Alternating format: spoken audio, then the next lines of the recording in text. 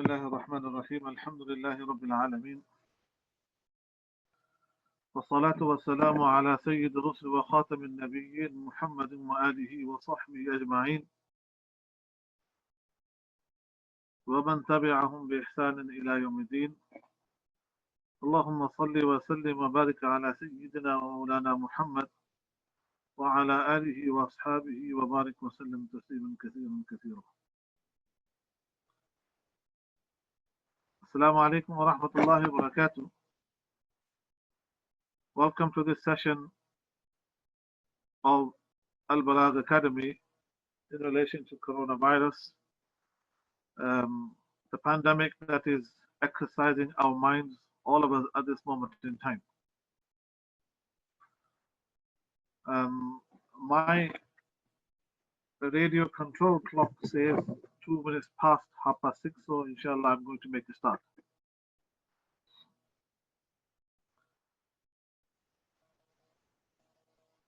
For the last 6 to 7 weeks, since the importance and the seriousness of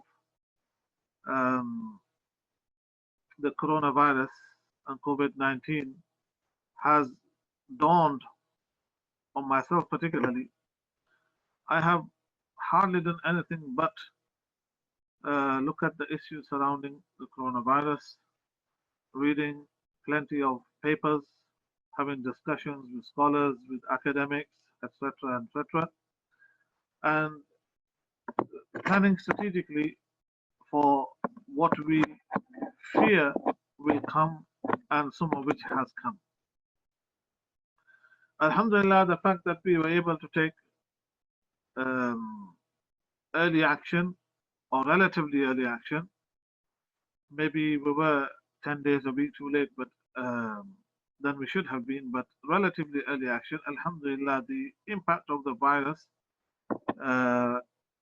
in certain areas of the UK has been a lot less severe than it has been in for places like London and Birmingham. Walillahi alhamd. Today, I hope to go through some of the learning that I have picked up over the last 6 weeks with yourselves, and I hope inshallah this will benefit in your lives and allow you to not only practice it yourself but also others also inshallah. Inshallah, we will cover the topics that that are displayed on my screen. The challenge of COVID-19. What is the challenge? How does Islam view pandemics, plagues, etc.? And we will look at some of, not all, but some of the issues that arise from the challenge posed by COVID-19. To what extent do we have to adhere to government guidelines, government instructions? The painful decisions to suspend Jumu'ah and to suspend congregational prayer in our masajid, does that have any basis? Is that valid? What should we do instead? The month of Ramadan is fastly approaching, and this will also impact on our fasting. For some people, it will impact more than others. And then also Salatul Tarawih. What will be the case of Salatul Tarawih? How do we perform Salatul Tarawih? Then in the UK, we have certain schemes that have been set up.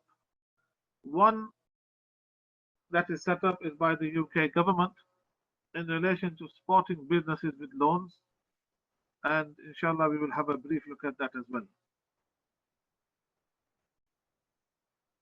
Another issue which we are hoping, sincerely hoping, that will not arise in the UK, and to a large extent, if not entirely, has not as of yet arrived, is the issue of allocating scarce resource. I know at this moment in time in Leeds and also in Bradford at the moment where I live and where I work, there is spare capacity in the hospital at the moment. Okay. But should that capacity diminish and peter out and finish, and then you have to decide, okay, who gets the ventilator, who does not, who do you say yes to, who do you say no to? Is there any basis for that in Islam? And then finally, when somebody does pass away either with coronavirus the symptoms or without, what is the procedure? What are our obligations with regard to them in relation to their funeral rites? So, inshallah, this is very quickly I put these things together. Hopefully, this will form a structure for us for our discussion. Well, let's begin with the first of all the challenge of COVID-19. What is the challenge? Okay. First of all, it is a novel virus and a newly emerging virus. It is a virus which we are still learning about. It is a virus for which we do not have any immunity. It's never been, this particular strain of the coronavirus has never existed in the, or we are not aware of its existence in humans. And so therefore, humans have not built up any kind of immunity from this virus. Okay. How does this virus actually perform and function? This is something that the doctors, the professionals, the academics, they are learning on a daily basis. And as they learn through experience, through observation, and through mapping, etc., they are updating their knowledge and sharing with others. So it's a new challenge, and the last comparable challenge on such a wide scale. We've had other challenges, for example, Ebola we've had, but that has been on a limited scale. MERS virus we had, Middle East, one Saudi, etc. Again, that was on limited scale. But the last comparable global disease epidemic was around 100 years ago, 1918 and 1919, H1N1 influenza pandemic. Okay, so this hasn't happened for the last 100 years on such a scale. Okay, and when you get a novel virus, you get a novel, even if it's an influenza pandemic, you get new flu, because it's not experienced by we don't have experience of it. It's a novel virus. What happens? There's no immunity, and so therefore, and also we don't have any medication for it. We don't have any vaccines for it. So there are only what is known as non-pharmaceutical interventions that can be done. Okay, and all of these non-pharmaceutical interventions, what they're trying to do is reduce the contact between people. That is as much as you can do. Okay, so just over 100 years ago, when we had the last global comparable pandemic of the influenza pandemic in 1918 and 1919, those cities, particularly in the USA, that employed non-pharmaceutical interventions quite early on, they fared much better than those cities that delayed. So many cities in the US over 100 years ago, they did employ the non-pharmaceutical interventions. What does that mean? For example, closing down schools, which has happened in the UK, closing down bars and restaurants and other social venues, the cinema, etc., places where the public gather together, closing all of them to try to minimize the contact between individuals. This is what is referred to as non-pharmaceutical interventions. Okay, so over 100 years ago, the experience told us that those cities that did this quite early on, they fared better, and they reduced the number of infections as long as the social distancing, or probably a better word is physical distancing, was in place. So we know that in the short term, if you apply social distancing, or better term, physical distancing, if you employ that, what happens in the short term, you get a reduction. However, what we also know is that when you relax those restrictions, because you have no cure for it, because you have no vaccine for it, the transmission rates, they begin to increase again. So it's a game of cat and mouse on how, when to relax and when to, um, tighten the controls on uh, effectively the movement of people. So the non-pharmaceutical interventions effectively reducing the movement of people. Um, it becomes a cat and mouse game as to how to do that. Okay. Now there are basically two ways to do this. This cat and mouse game can be played in two or at two levels. Let's say either you can suppress the virus. Okay. What does that mean? That you reduce the reproduction rates. You reduce the reproduction rates to below 1, meaning that on average, the number of secondary cases that each case generates is less than 1. So one person who is infected with the virus, on average, that person uh, um, transmits the virus to less than one person. So for example, you got 3 individuals who have the virus. For example, they only transmit to a further 2. So each time you get that reduction in number, eventually it will peter out. Okay. So reduce the one way to do it is to suppress the virus and aggressively reduce the reproduction rates to less than 1 or eliminate the rates entirely. And so you have, and after a little while, after a period of time, you have no transmission rate anymore. Okay. Um, and then you, for example, you go to 0 transmission rates. Okay.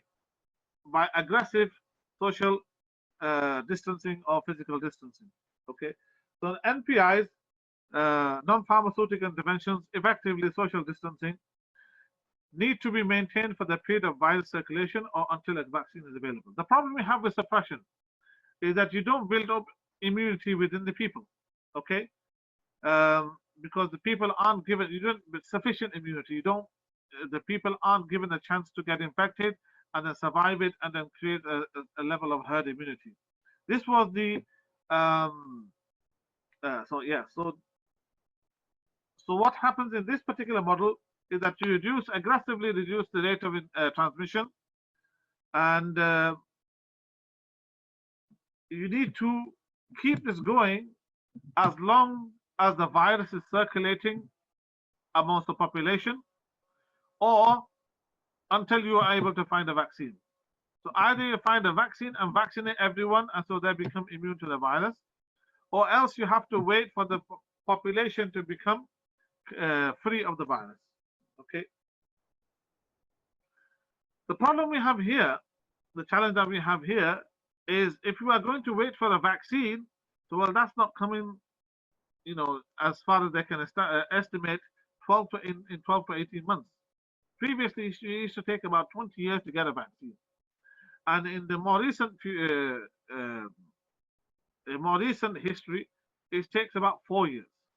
So even if they go flat out, they are not expecting a virus before 12 to 18 months.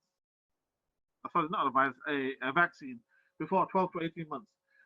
So this aggressive suppression of the transmission would require 12 to 18 months of maintaining the status quo. Schools closed, businesses closed, social places closed, etc., etc. Restrictions on travel. That they would have to do that if this particular model was implemented. However, even after you get the vaccine after 12 to 18 months, there is no guarantee that the vaccine will be effective. It may take a few trials before you actually get an effective vaccine. So this is what this does is then for a long while you have to have lockdown, you have to have the suppression of people's movement, and this comes again, and then what happens, it comes as a cost, an enormous cost, social cost and economic cost. In the UK, what you are finding is the government is all of a sudden there's a magic tree and the money is falling out of the magic tree for anything and everything, because they realize that they have to support the people that just don't have a choice. They just don't have a choice. Otherwise, the businesses will go bust, the system will fail, the economic system will fail, people will starve. So they have to put the money in their deep pockets and shake the magic tree, and the money will come out. Okay, so enormous social and economic costs if you continue with the suppression model and wait for either a virus, a vaccine to be created, or to have for the virus, to peter out in the population. But once you start movement again, even if I've petered out, once you start moving again, once you get people coming from abroad again, then again you risk the increase of transmission again.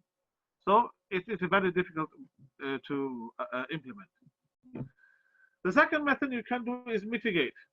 Okay, so you don't interrupt transmission completely, but what you're trying to do is you reduce the health impact. Okay, and if you got vaccine or drugs available, fine. But if you don't, then all you do, again, this comes down to social distance. How aggressive do you implement measures to distance one another from one another? So closing of schools and bars and all the restaurants and all the rest of it. How hard do you go with this? Now, um, in this particular model, what you try to do is allow the population to continue to get infected, for the transmission to go. So each person will at least infect another one person. So each person will infect another one person. So mitigation model is that one or more people you will infect. On average, one or more people you will infect. Okay, and so that continues transmitting the virus. It continues the existence of the virus in the community. And then what happens with that? As people recover from that, hopefully they develop the system develops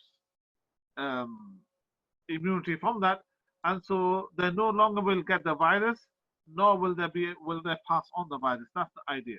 Okay, and to achieve that, you reduce the reproduction rates are reduced, but not below 1.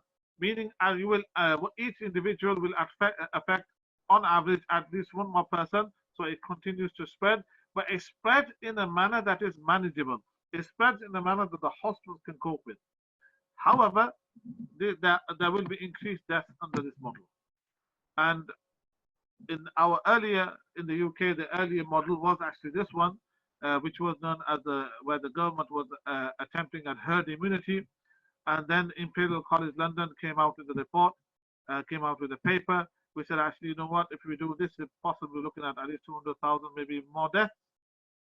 And what happened, all of a sudden, the government realized that their policy wasn't right, and they changed overnight, and they brought in restrictions.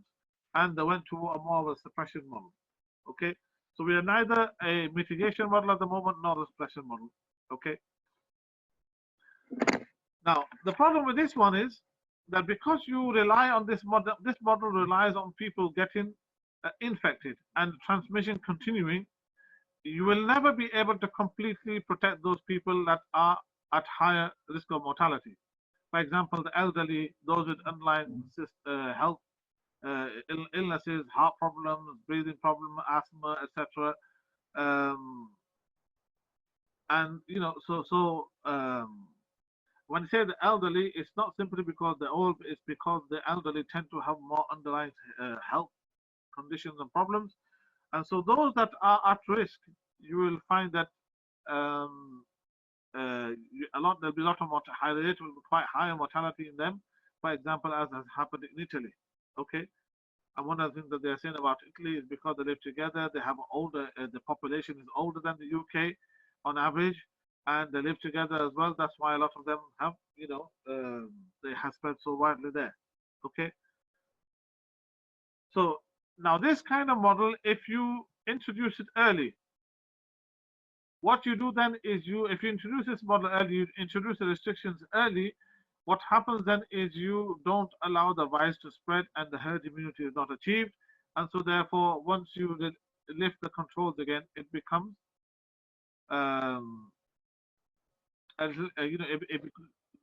you get infection rates, they increase.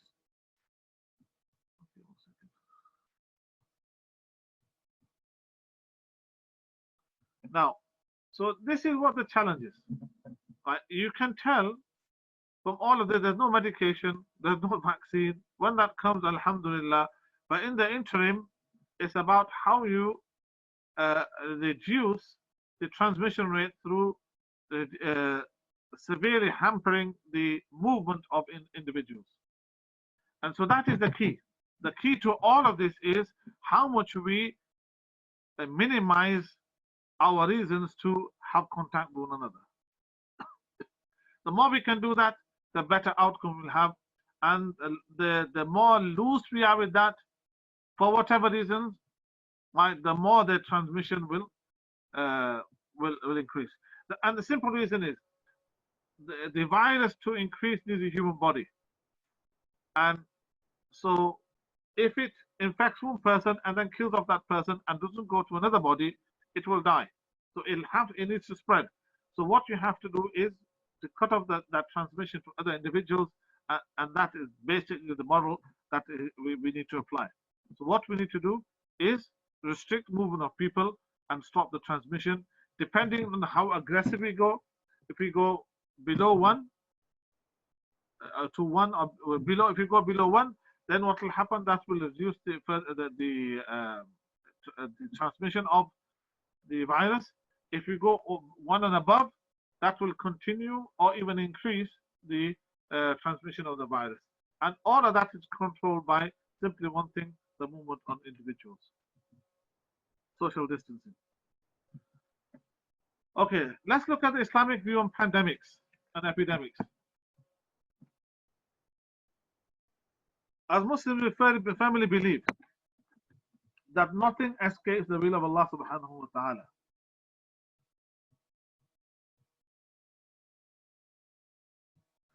He said, how does early introduction of mitigation risk return of transmission? What happens if you introduce, the idea what you are trying to do is allow people to get infected. So if you introduce the risk to stop people and get infected early, then what happens is then the spread of the virus is much slower, and so less people are getting infected, and so the herd immunity that they want to achieve is not being achieved.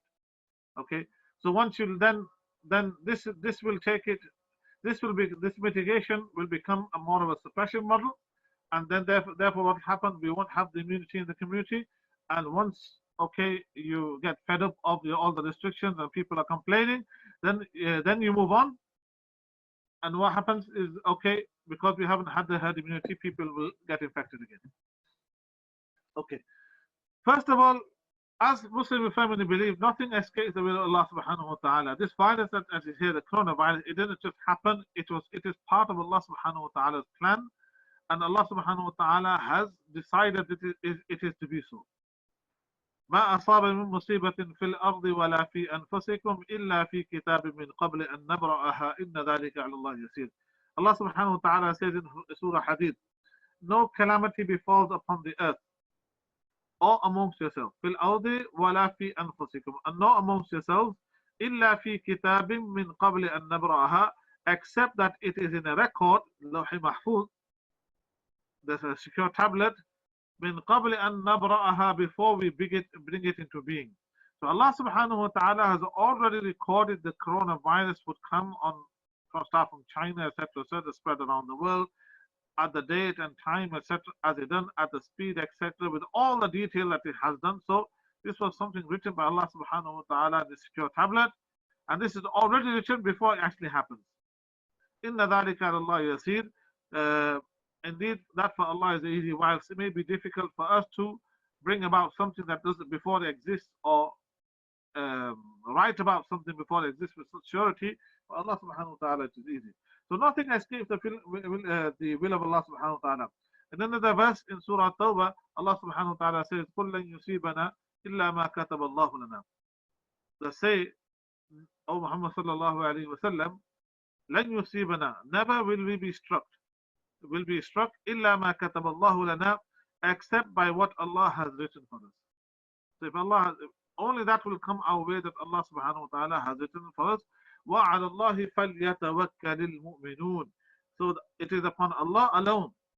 وَعَلَى اللَّهِ, it is upon Allah, mean Allah alone, that the believers should trust. So anything that comes before us has come with the decision of Allah subhanahu wa ta'ala. Nothing escapes His will. And so therefore, we should understand that our relief also is in the hands of Allah subhanahu wa ta'ala.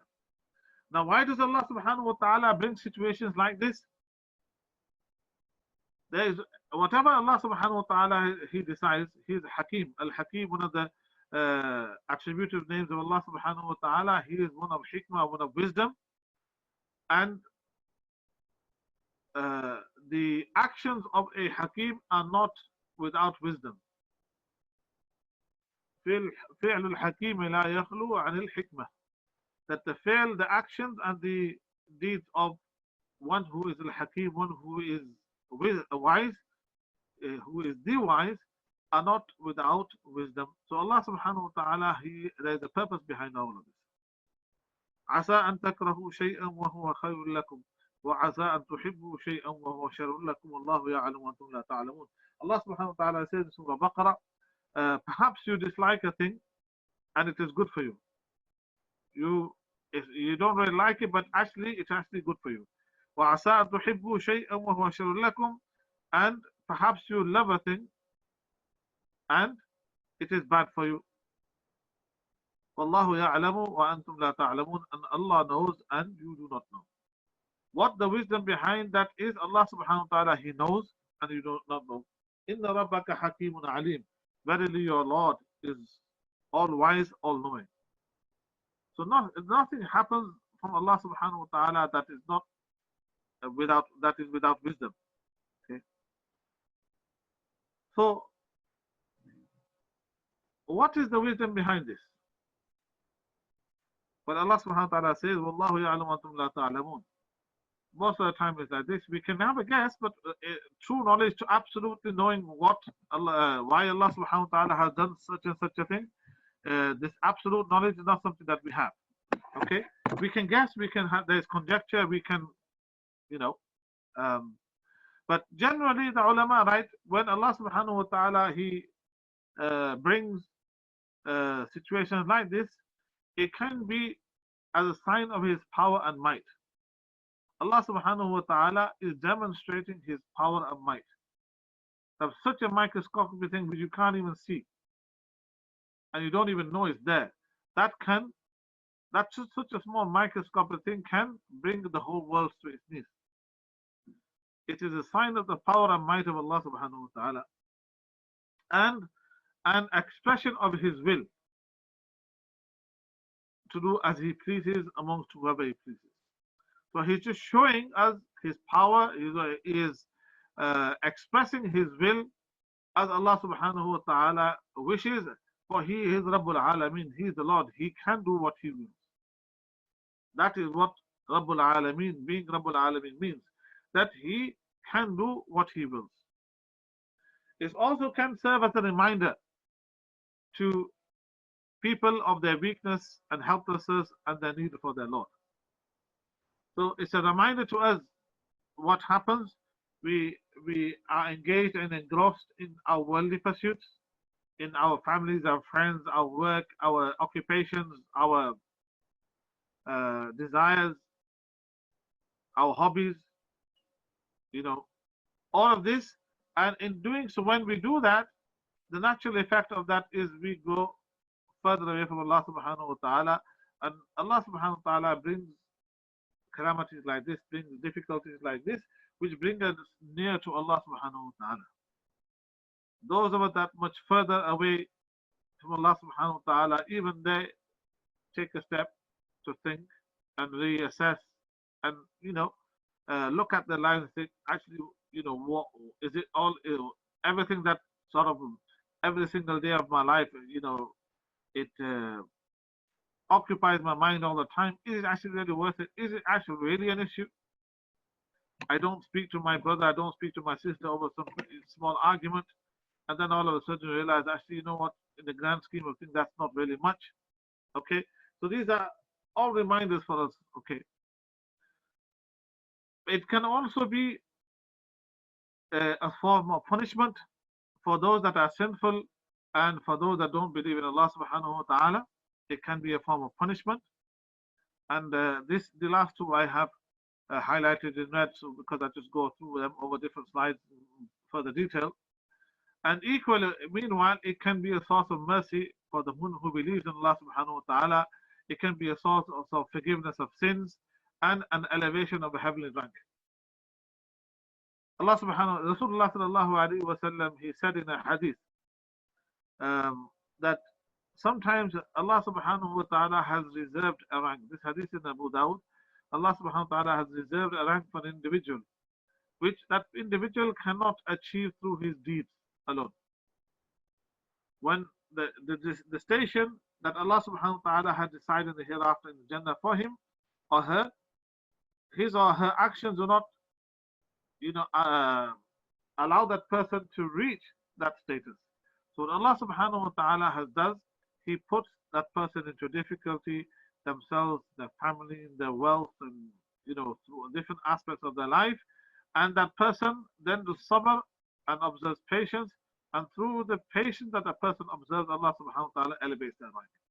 So for a person who's suffering with COVID-19 and observes patience and rada bil qada, and shows their happiness with the decree of Allah subhanahu wa ta'ala, that person reaches a status that they would not have been able to do so through their deeds alone.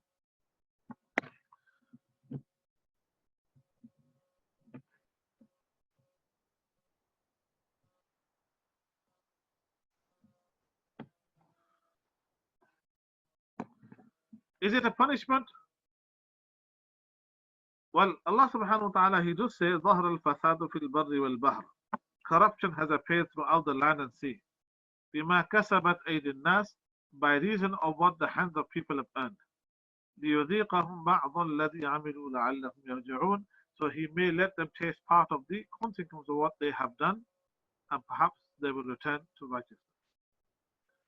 So it is whatever befalls us, it happens. It is because Allah subhanahu is because we generally, or some of us amongst us, they have committed sin, they have displeased Allah subhanahu wa ta'ala, and so what they did with their hands, what they earned with their hands, what the deeds that they did, resulted in them being punished by Allah subhanahu wa ta'ala through like the coronavirus, through like other similar.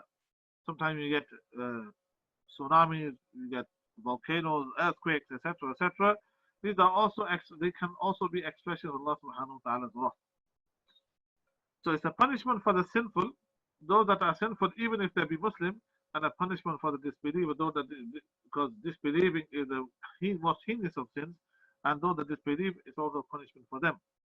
وما أصابكم من مصيبة فبما كسبت أيديكم ويعفو عن كثير in Surah Shura. That what strikes you of disaster, and the COVID-19 is a disaster. فبما كسبت أيديكم, it is for what your hands have earned. ويعفو عن كثير, but He pardons much. Much of what we have earned through our misdeeds, Allah subhanahu wa ta'ala forgoes. He could have punished had He employed justice, but He does not do so. He lets it go, He lets it go, He lets it go, and then He takes us to account for some of what we have done. And quite,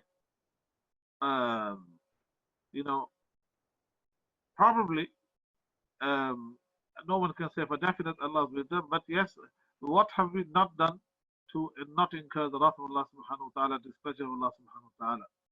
You can see the changing environment in Saudi and the move towards relaxing the conservativeness or the dayun that they had over there, bringing in all sorts of other things, that cannot have pleased Allah subhanahu wa ta'ala at all.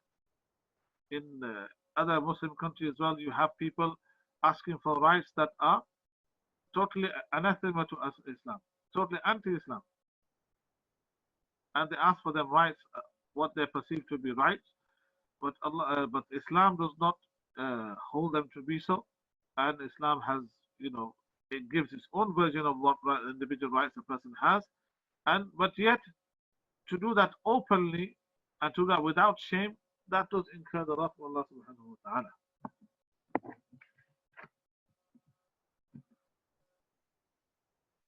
Aisha radiallahu ta'ala anha, in the narration she reports, she asked her Prophet sallallahu alaihi wasallam, her husband, and she said, سألت رسول الله صلى الله عليه وسلم عن الطاعون. I asked the Messenger of Allah sallallahu alaihi wasallam about the plague. Why do we get plagues like this? فأخبرني, so he informed me أنه عذاب, it is a punishment يبعثه الله على من يشاء, that Allah subhanahu wa ta'ala sends upon whomever he wills. Whomever Allah subhanahu wa ta'ala wills, he sends it upon them. وأن الله جعله رحمة للمؤمنين, and at the same time he makes it a source of mercy, a means of mercy for the believing. Those that believe in Allah subhanahu wa ta'ala and are obedient to Allah subhanahu wa ta'ala, when the punishment comes, it envelops everyone.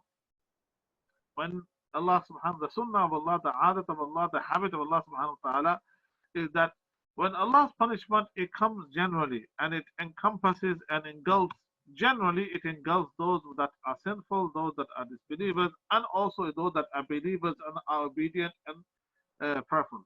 Illa ma Allah, except if Allah subhanahu wa ta'ala wishes to save someone, but then the punishment of Allah subhanahu wa ta'ala, it comes with an open hand, it comes evenly. Okay? And then in the hereafter, people will be separated according to deeds, but on the earth, Allah subhanahu wa ta'ala generally he'll give punishment on a wide basis. So ليس من أحد يقع الطاعون, there is none who resides in a land afflicted by طاعون, فيمكث في بلده صابرا محتسبا, and he remains in that land patient and hoping for reward from Allah subhanahu wa ta'ala, knowing that this is from Allah, and if I die, then Allah subhanahu wa ta'ala will reward me for it. يعلم أنه لا يصيبه إلا ما كتب الله له. He has this firm conviction that only that will reach me, or that will come to me, befall me, that Allah subhanahu wa ta'ala has written, إلا كان له مثل أجر الشهيد, and if that person is to pass away in that, they will get the reward of a martyr. So whilst this is a source of punishment for those that are sinful, for those that displease Allah subhanahu wa ta'ala, for those that don't believe in Allah subhanahu wa ta'ala, for the believing, obedient believer, this is a form of mercy, but if that person is to pass away, they will get the reward of like that of a shaheed. And if they don't die and they still have to suffer, then they get the reward for patience on the suffering that they do. Okay, so it does come as a punishment, but for those that are sinful, those that are disbelievers, and for the believer, it is a source of mercy.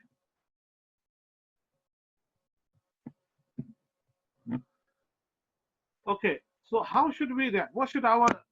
We can see that this can be a source of mercy, it can be a source of punishment. How should we react? What should our reaction to this be? Well, first of all, we remain strong in faith and in that nothing that Allah subhanahu wa ta'ala has not decided will happen, and only that which He has decided will happen. Okay? Ibn Samit radiallahu ta'ala anhu, he said to his son, "O my son, Ya bunayya, innaka lan tajida ta'ma haqiqat al-iman."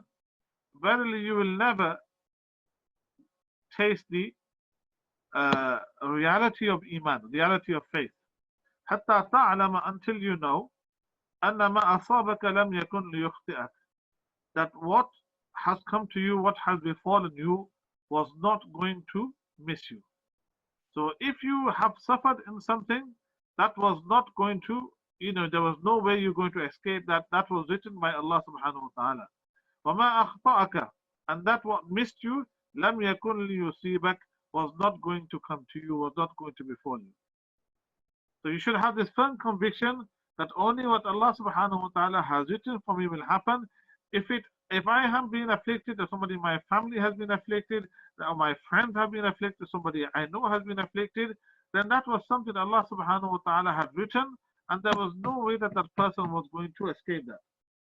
Equally, if Allah subhanahu wa ta'ala by His mercy has protected me, saved me, then no matter what, nothing is going to befall me.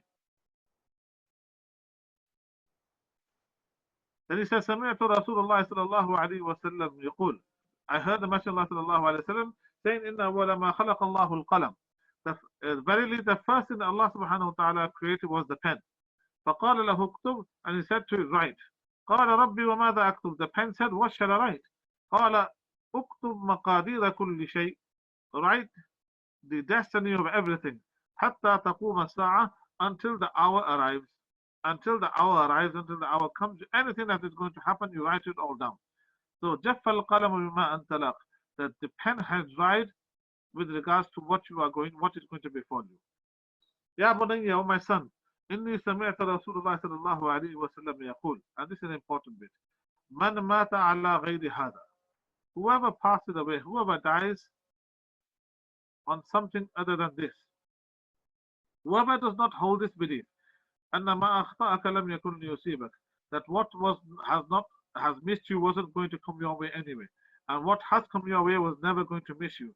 Everything is by the decree of Allah subhanahu wa ta'ala and has been written in Lawh Mahfuz. Whoever doesn't hold this belief, فَلَيْسَ مِنِّي, he does not belong to me, he is not from me. Okay. So first of all, the first thing we do is we remain and retain strong faith in Allah subhanahu wa ta'ala and in destiny. That whatever Allah subhanahu wa ta'ala has decided, that will happen, and nothing can escape us or nothing can befall us that Allah subhanahu wa ta'ala has not decided for us.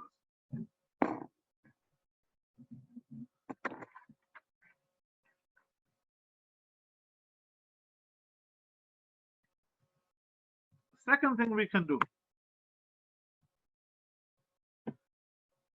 understand the Islamic position on disease contagion. Okay, there seems to be an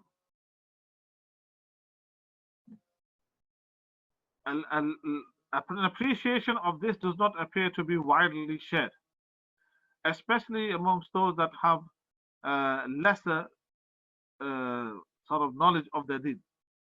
Okay, that what does Allah subhanahu wa ta'ala say about the contagion of disease? Abu Hurairah reports, there are other narrations as well. This one from Bukhari sallallahu alayhi wa sallam, the قال Rasulullah sallallahu alayhi wa sallam, لا عدوى ولا طيرة ولا هامة ولا صفر. There are four things mentioned here. ففر من المجذوم كما تفر من الأسد. Abu Hurairah, he reports from Rasulullah sallallahu alayhi wa sallam, he said there is no contagion. لا عدوى. What does that mean? Obviously we know that you have contagious diseases. So لا عدوى, the negation of transmission, the negation of contagion, what does that actually mean? Now, many of you will have already heard that amongst the Jahiliyyah, amongst the ignorant, during the times of ignorance, before Rasulullah sallallahu alaihi wasallam's message was fully spread, the belief held amongst the people was that diseases in themselves had the ability to spread and to be contagious. Okay, so disease spread, and it was the disease itself that had the power to spread without any sort of cause or effect from outside. So la adwa, Rasulullah sallallahu alaihi wasallam, he negated this belief and said, no, la adwa, there is no contagion, meaning there is no self-contagion, that contagion happens of its own accord. No, it's all something that is decided by Allah subhanahu wa ta'ala. Wala tiyara, tiyara was طير in Arabic is a bird. So tiyara is a form of ill omen that they used to take with regards to birds. So if the bird, they would release the bird if it flew to the right. For example, if they were going on a journey and they want to decide, is this journey going to be good for us or not? They will let a bird fly.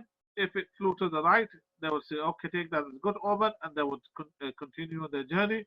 If it went to the left, they would take that as an ill omen and not continue the journey, and then okay, delay the journey till the next day or whatever, and then do the same again.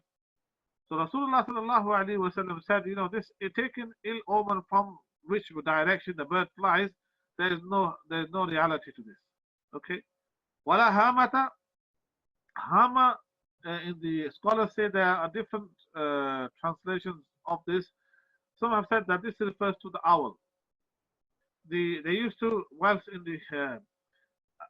the whilst in the UK and in the West, an owl is seen to be wise, whereas in other cultures, ullu ka patha, they say in Urdu, means the son of an owl means somebody is an expression of somebody who's stupid. So while in the West is seen as something that is wise, it's a symbol of wisdom. In the East, is seen as symbol of stupidity. And in the most Jahiliyyah Arabs, it was seen as an ill omen, taken as an ill omen. So if somebody saw an owl, they would take that as an ill omen. Others have said that actually Hama was a worm that comes into the grave of an individual, and it torments the person in the grave. Others have said that if something else is bones, etc., that the that arise out of the grave. They had all these different fanciful theories about what Hama was and their superstitions. And Rasulullah sallallahu alaihi wasallam said, none of this exists. Wala Hama, there is no reality to this Hama. Okay. The fourth one, Wala Safar. This refers to the month of Safar.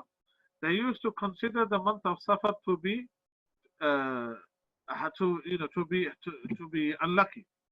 And in fact, even today, amongst certainly the Pakistani community, you get people that they in Muharram and Safar, and they don't do nikah, but they consider that to be an unlucky month.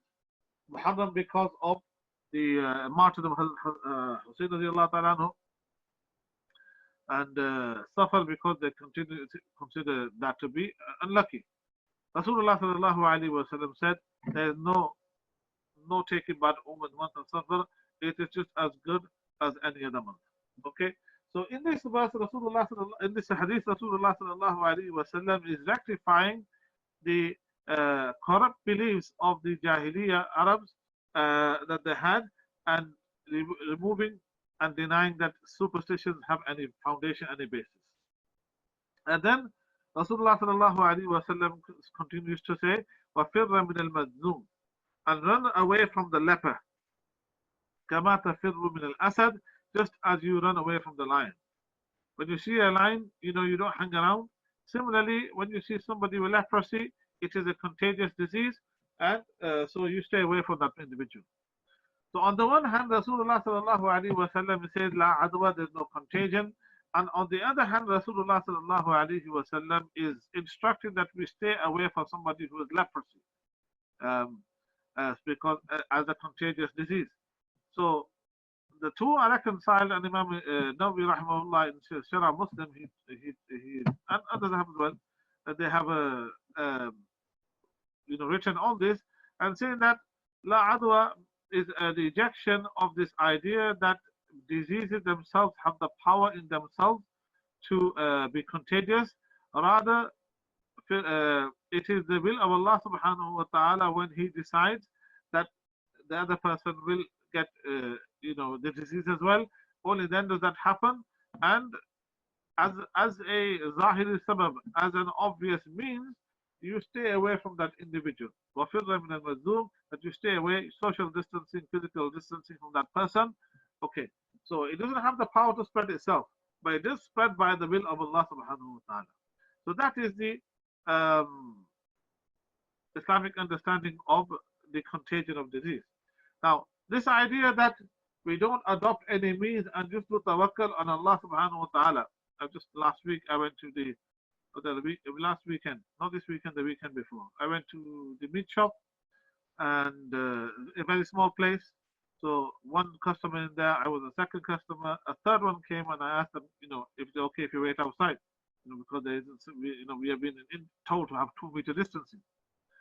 And the first customer that came after me was non-Muslim. She listened to what I had to say, and then the second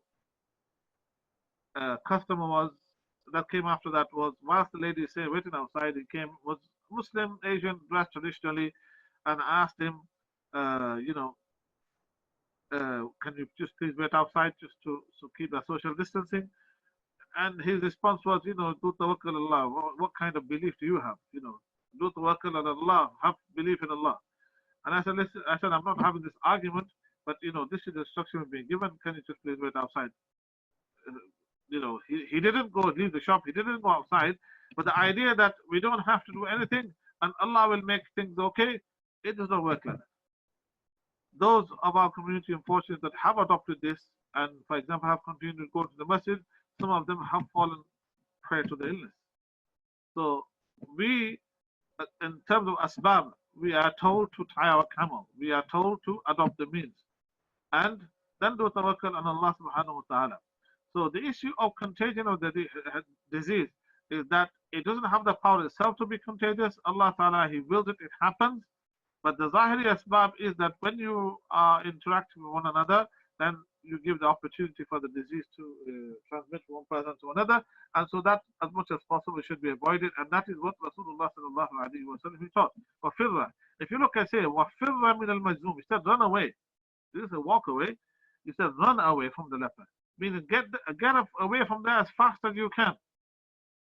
Get away from there as fast as you can. He didn't just say stay away from the leper. He said run away from the leper. And so, which emphasizes the importance of distancing oneself from somebody who has a contagious disease. So the first thing we need to do is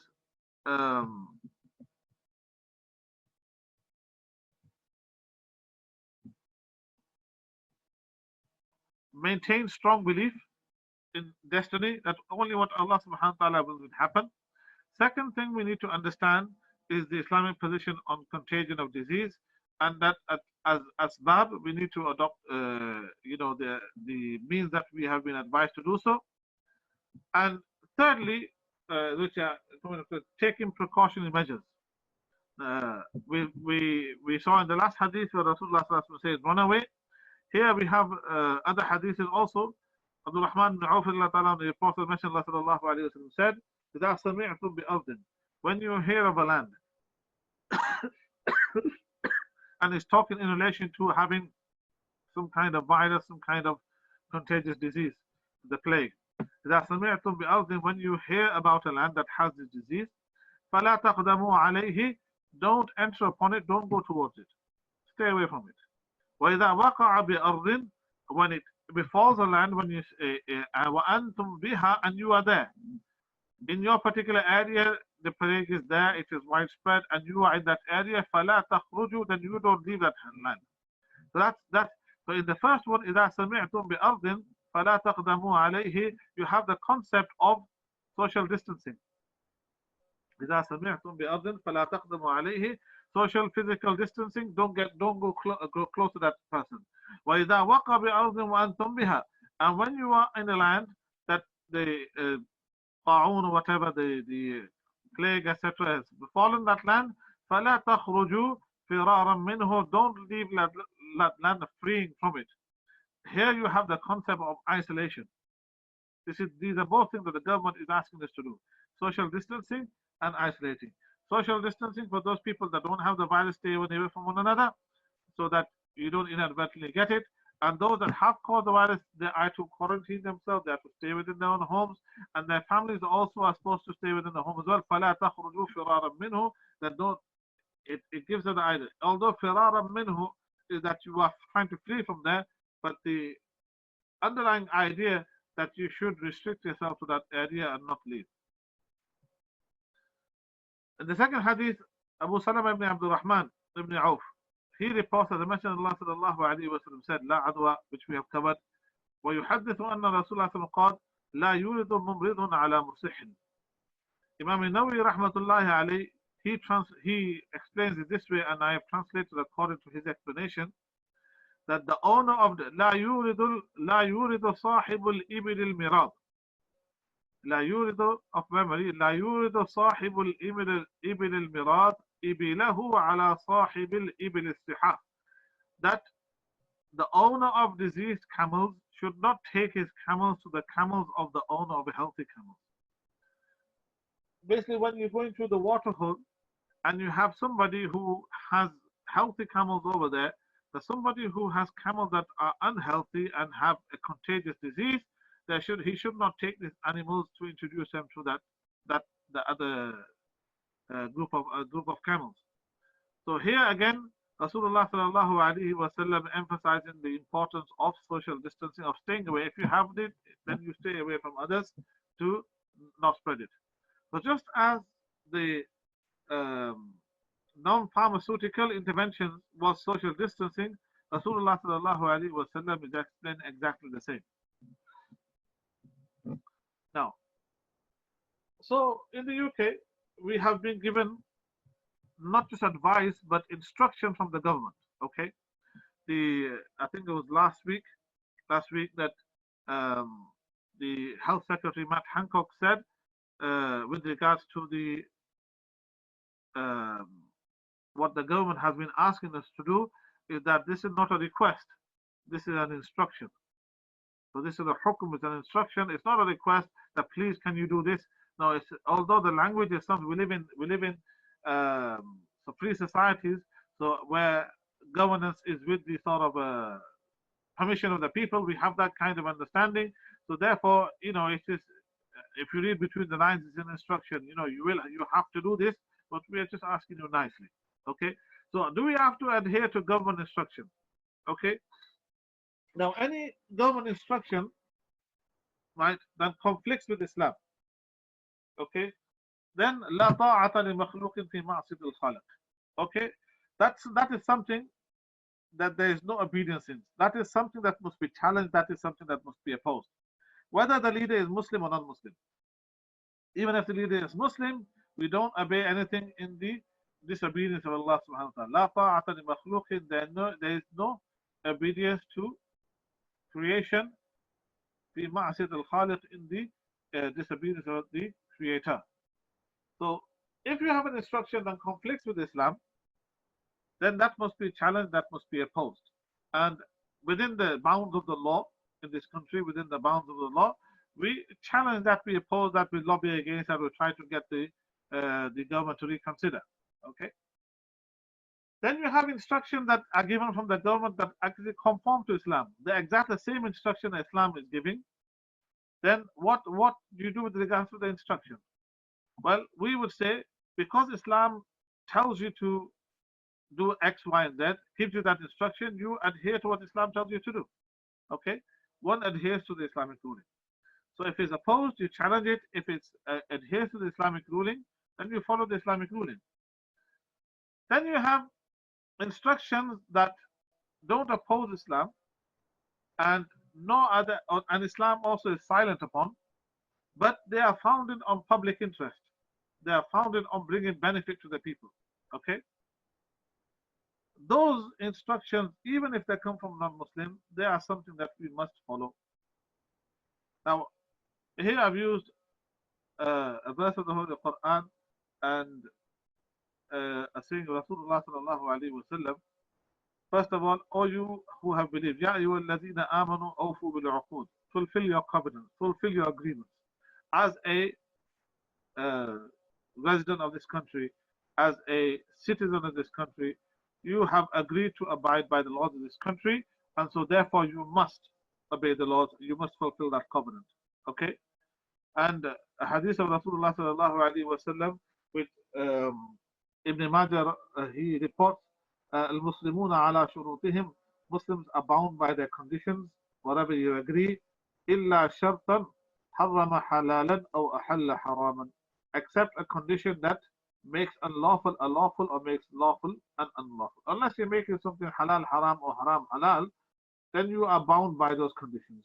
Okay, here I presented this argument as, fulfilling a covenant and agreement. We are going to abide by the law, etc. But there's also a discussion under Ya ayyuhalladhina amanu ati'u Allah wa ati'u Rasula wa ulil amri minkum. O believers, ati'u Allah, obey Allah, and obey the messenger. Wa ati'u Rasula wa ulil amri minkum, and those in charge, in authority over you. Now, this verse definitely applies to the Muslim leader of a country, and there is a dispute as to whether this applies to the non-Muslim leader of, for example, the UK. Okay, whether do they fall under Ulil Amr or not? Okay, um, and much of the discussion you find is in the sort of sort of binary division of Dar Islam and Dar al Harb, right? Whereas my own personal opinion on this is that we live in a different sort of world, and it's not a binary difference of either Dar Islam or Dar al Harb. We are citizens of this country, equal citizens of this country, or so we are led to believe. Um, and we are as much a citizen of this country as our white counterparts, as our English counterparts, and with all the same rights, subject to the same laws, etc., etc. This is as much of our country as anybody else, and so therefore this is different to what the understanding of Dar al-Harb, and so it should have its own laws. And possibly in our situation, Ulil Amr, they should fall under Ulil Amr, but rather go into that discussion as to whether they do or not. Yes, we are bound by a condition, bound by agreements. One of them agreements that we will bear the law of the country, and currently that requires that we adopt certain things, we do certain things. Okay, so when it comes to what the government is asking us to do, and we must do, we need to understand this point. The government instruction is not only a government instruction, is a religious obligation as well. Islamically, it is a religious obligation. Even if you don't accept under Ulil Amr, we still have a covenant, we still have agreements, we still have an understanding by virtue of our presence here, by virtue of being the citizens in this country, that we will follow the law of this country. We will follow the law of the land that does not conflict with Islam. And so therefore we are bound by our faith, we are bound by our religion, we are bound by our law, Islamic law, that we should abide by that. Okay. So first of all, the government is asking us to stay home. So we should be staying home. And it has given us 4 exceptions to where we can leave the home. So primarily, the government is asking, going for the suppression model really, and asking us to stay home. Don't, stay at home. That's your starting point is you are staying at home. Then only those people are allowed out of the house that need to go shopping, which should be infrequent for basic necessities. So those that are not basic necessities, those are luxuries, those are just nice have-dos for the handbag, for the other stuff. No, none of that. That's not essential. The government only allows you to go for basic necessities of food and medicine, things that you need to survive. Okay, there may be a bit of gray area with some items, and it's done on an infrequent basis. So if somebody is leaving the house frequently or shopping for this, items that are not basic necessities, it is not permissible for them to do so. Because the instruction of the government, which is a permissible and doesn't conflict any law of Islam, is that you stay at home and you leave only for essential shopping. Non-essential shopping is not allowed. Islamically is not allowed as well. 1 form of exercise a day alone. So you are allowed to leave the house for exercise once, either by yourself or with members of your family. For example, they give the example of either you go for a run, go for a walk, go for a cycle. Not that you can play cricket or football or other communal sports. No, it is you should be staying home. Just for your sanity, you are allowed to go out to do exercise. For your health, you're allowed to go activity includes run, walk, cycle. Okay, things you can do without sort of coming into close contact with others. Okay. Third thing, any medical need, including to donate blood, or if you need to avoid or escape risk or harm or injury, you need to get out of the house because of an emergency, or you need to leave the house to provide care for somebody who's or to help somebody who's vulnerable. You are someone who cares for someone else. You have an elderly parent, and they need your care. They don't live with you, they live alone, for example, or live together. Your parents live together, but they don't live with their children. And so you go there and you will provide care for them. For example, you need to provide care for them. Or somebody who is vulnerable. Your next door neighbor is vulnerable. So you are able to leave your house for these needs. Okay. Then fourth one, traveling to and from work, but only when you can't work at home. So if you are able to work at home, if you are able to work at home, then you must work at home. And if you go to work and work from there, then that would Islamic is according to the government is wrong, and also Islamic would be wrong as well. So traveling for work purposes only, but only where you cannot work from home. And nowadays, that has been also restricted because only some jobs are still, some essential services, what are known essential services, those are being allowed, but those are not essential are not being allowed. For example, the clothes shops, etc., they have been closed. So if you have a clothes shop or you work in a clothes shop, you work for Sports Direct, they're trying to be clever. Sports Direct, if you work for them, that is shut. You can't. That is your place of work, but you can't go there because it's not an essential. So the point being, these are the 4 reasons you can leave home. If you are leaving home for any reason other than this, you are committing a sin. Not only are you going against what the government has said, you are also committing a sin for which you will be sinful.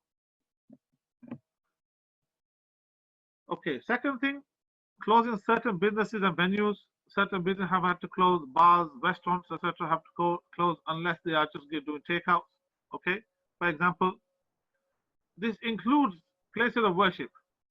Places of worship, churches, temples, gurdwaras, masjids, all of them have to close. The places of worship must close unless it's for funerals attended by immediate families. So the only dispensation for opening a masjid that has been given is that it can only be open for if somebody is going to do a funeral there. That's the only dispensation to open a masjid. So if your masjid is open for any other reason, then that is not something that is allowed by the government, and you should not be doing so. However, there is a little complication here, because one of the critical workers that has been identified are religious staff, which includes the imam, possibly the muazzin, etc. Okay, so those essential to running the justice system, religious staff. The imam can be in the masjid, which opens the door a little, which opens the door a little. But those that are not religious staff, they should not be attending the masjid. Some have joined the two together, closed the masjid, and then religious staff and say, okay, the imam and maybe the muazzin together, they do salah in the masjid, or those essential workers for the masjid, what I would say what have to qualify religious staff, they can be present in the masjid. Otherwise, you cannot be present. If you don't qualify a religious staff, then you should not be in the masjid, and the masjid should not be open. Okay, so this is actually an obligation upon you. Now, the question might arise: well, closing the masjid, isn't that something that's contradictory to Islam? Well, no, because this is done. This is, as I explained at the beginning, the very way to control the transmission of this pandemic is to limit the amount of contact we have with others. So that's the cure to this disease at the moment is non-pharmaceutical, and it involves not minimizing contact. So the fact that the government have restricted the opening of masjid in order to achieve the interest of minimizing contact means that becomes an instruction of the government that we must follow. If it was done for reasons that are trying to bring harm to the Muslims, trying to trouble the Muslims, then okay, that's a separate discussion. But this is done with the intention of minimizing risk and ensuring that the least possible possibility of transmission is achieved. So therefore, let's move on to suspending Jumu'ah and Jama'ah in the masjid. Okay, I've already explained there's a need for social distancing. Okay, and that is the central way, that is the only way at this point in time, social distancing, staying apart one another to minimize the spread of the virus. There is no other way. So that will include not having a congregation in the masjid. That will include not having Jummah in the masjid. Now, this was one of the most difficult decisions we made maybe 2.5 weeks ago. And a decision that I had to stick my neck out a bit and then try to convince our scholars that, look, this is serious. This is something we need to understand now. No point, well, it is better that we understand now than understand 2 weeks later, 3 weeks later.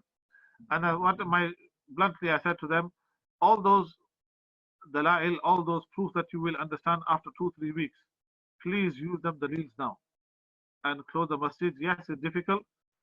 Um,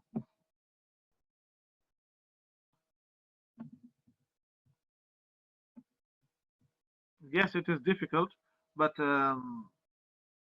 it's something that we must necessarily do. We have the example of Italy in front of us. Then Spain as well was rapidly increasing as well. We have those examples before us, and the answer to this is to restrict movement. So we have to do it. And the most vulnerable are those people that are elderly, and they tend to be those people that frequent the masajid. So, and when I was sitting down with the scholars, a lot of them were, with white beards, and I said, quite clearly that, quite bluntly as well, that if we don't close the masjids, many of you, I see you, the ulama that I see here, that they won't be around. They simply won't be around because we give the virus the opportunity to spread amongst the most vulnerable in our society. So, alhamdulillah, the decision was taken to close the masjid, or reduce, not close the masjid, but suspend the open sort of invitation for people to come to do congregate in the masjid, and the very next day or the day after, the government restricted that anyway. But so the need for social distancing is the fundamental reason for suspending jama'ah and jum'ah in the masjid. Okay, because by doing jama'ah, what we will do is we will give opportunity for the spread of the virus. And the sabab and the cure for this is simply to reduce that. Okay. This the hadith of Rasulullah sallallahu alaihi wasallam, la darara wa la dirar, not to cause harm or not to reciprocate harm. This virus is a prime example of causing it. If somebody has, because the incubation period is at least 5-6 days to a week, where you don't know you have the virus and yet you can be infected, not have any symptoms, and be spreading to others. Okay, and so one person can spread to as many as can result in many as 400 people getting the virus. Okay. So therefore, by continuing our jama'ah, continue our Jum'ah in the masjid, we are allowing the possibility, we are allowing the environment to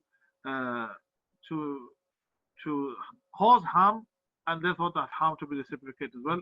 And we should not do so.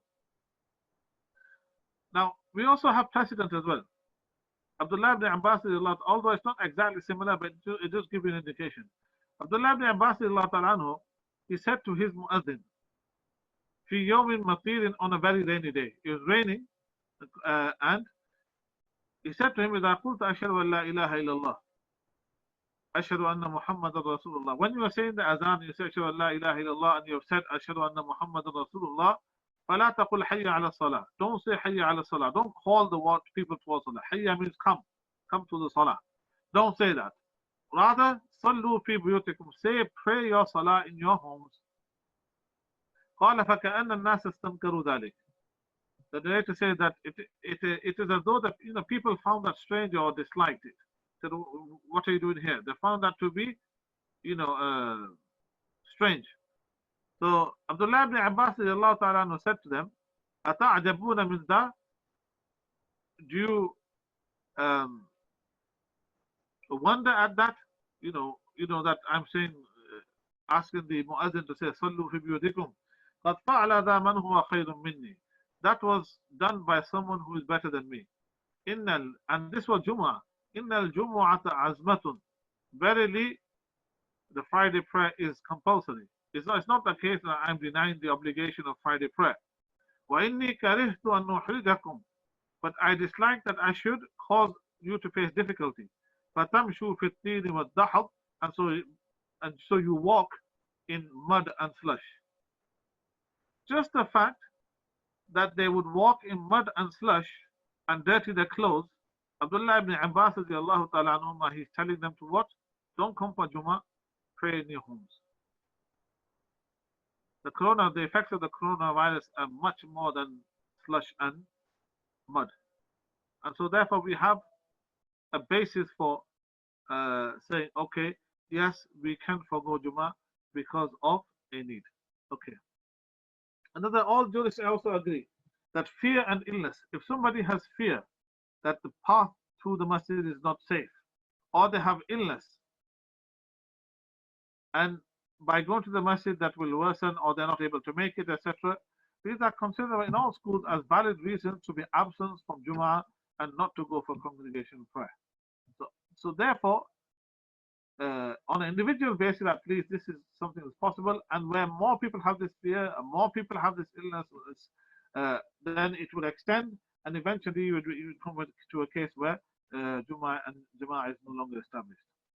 When we had this discussion in my own town in Bradford, you know, I was asked to present with the Bradford Council of Mosques, I was asked to present to the host of representatives. I think maybe there were about 100 representatives from the masjids, from the imams and the committee members, etc., as to the dalail and the proofs of why we should close our masjids, or why we have to, or why we can.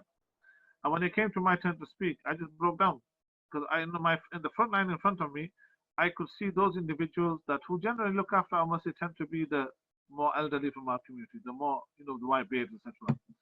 And they're those of our community that tend to frequent the masjid more, spend a lot of time in the masjid, quite frankly. It's not just a ibadah, it's a social gathering for them as well. And for them, it would be the most difficult. And they would be the most difficult people to convince to leave the masjid. And they are the most vulnerable as well. And so for me, it's a case of these people sitting in front of me, these are the people that are likely going to be most affected. And with the white bears, they are not going to, they may not see the end of the coronavirus episode. And so I couldn't speak for a good minute or 2 minutes and just cried. And Alhamdulillah, that was from Allah, and it just focused people's mind on the seriousness of the issue. And Alhamdulillah, the masjid did decide to close. It was the most difficult decision of my life, but it was a necessary decision. And some of the masjids closed, but they were dilly-dallying a bit, and and some of the elders that I saw there did have caught the coronavirus. And Alhamdulillah, I can report that one of the elders that I saw, and it was one of the reasons tears came to my eyes. Alhamdulillah, he is better. He is better, but it was touch and go. It really was touch and go. I'm not sure he's totally out of the water yet, but yes, he was. And because I know him personally, I knew all the underlying health condition he has, and I knew the kind of person he is. I think this person, for him to leave the masjid is going to be a humongous issue. It's going to be, a decision. And I said to him, listen, this is the biggest. The coronavirus is this is the biggest decision in our lives, the biggest issue in our lives. Just as in schools we talk about the plague happened so many years ago and what happened at that time, how many people died. Our grandchildren will be reading about the coronavirus in the books of history, and this is what happened, and these are decisions people made, and had they done this, that, the other, this would have happened, that would have happened. This will be studied another 100 years down the line. So Alhamdulillah, we were able to get that. I said, Alhamdulillah, it was the most difficult decision I've ever had to sort of make in my life. And to be honest, the last 3-4 Jummahs haven't been able to read, and it's just a sense of loss, sense of like somebody's died. But it's a necessary sacrifice that we have to make. And I have full conviction of Allah subhanahu wa ta'ala that we will be getting the total reward for that. It's as though we have done Jummah, although we haven't been able to taste the pleasure of being able to do that. Okay. Moving on.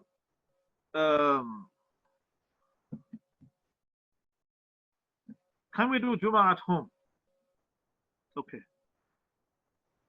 Now, first of all, Jummah at home, for the validity of Jummah anywhere, it requires a minimum amount of numbers. In one opinion, it is 3 plus the Imam, so 3 plus 1 in the Hanafi school. 12 plus 1, in another opinion, is 12 plus 1, that is in the Maliki school, 12 people plus the Imam. And in the Hanbali and the Shafi'i school, it is for minimum of 40 people. Okay? So at home, you're not going to get 40 people, possibly not even 12 plus 1 people, maybe you might get 3 plus 1. Okay? So first of all, the numbers of males, aqil, baligh, have intellect, have mature males, not just children as well, they have to be present. So pure mature males have to be present. In Muslim countries, there is the requirement also of a permission from the Sultan, permission from the Muslim leader. Okay? So this has been a raging debate in India and Pakistan. Other countries have just, so Saudi, etc., have just stopped. Middle East have just stopped. But in Pakistan, maybe there's more freedom of expression over there. India has more freedom of expression over there. Although may Allah subhanahu wa ta'ala help them, they're going through a very difficult time. But there's more freedom of expression, more able to challenge the reach of the government, or make their voices heard. And so the Sultan, so in these countries, the permission of the Sultan is something that is required. And um, in Pakistan, for example, the permission has until now been restricted to about 4 to 5 people in the masjid performing Jum'ah, etc. So there has in Muslim countries have to be permission of Sultan as well. A third condition is there has to be general accessibility. Okay, the people have to generally be allowed to come to the masjid. Okay, now in the Hanafi school particularly, um, in this country, what we have is the government is not allowing for one person to go to another house. Okay, so is that a restriction on Isnul Am, is general accessibility? Because the whole purpose behind Jummah is anybody and everybody should be able to. The idea is everybody comes together. Normally, you pray in your local masjid at home, in your local masjids, in local areas, and then for the one Friday prayer, you all come together, show solidarity and pray. That's why it's called Jummah. People come together. Istima, it's come from congregation. So people come together. So the whole idea is for us all to come together. But in this, at the moment, the law in this country is that you should not be visiting anybody else's house where you will not live, any house that you do not live there. And if you've got a second house, you shouldn't be visiting that either.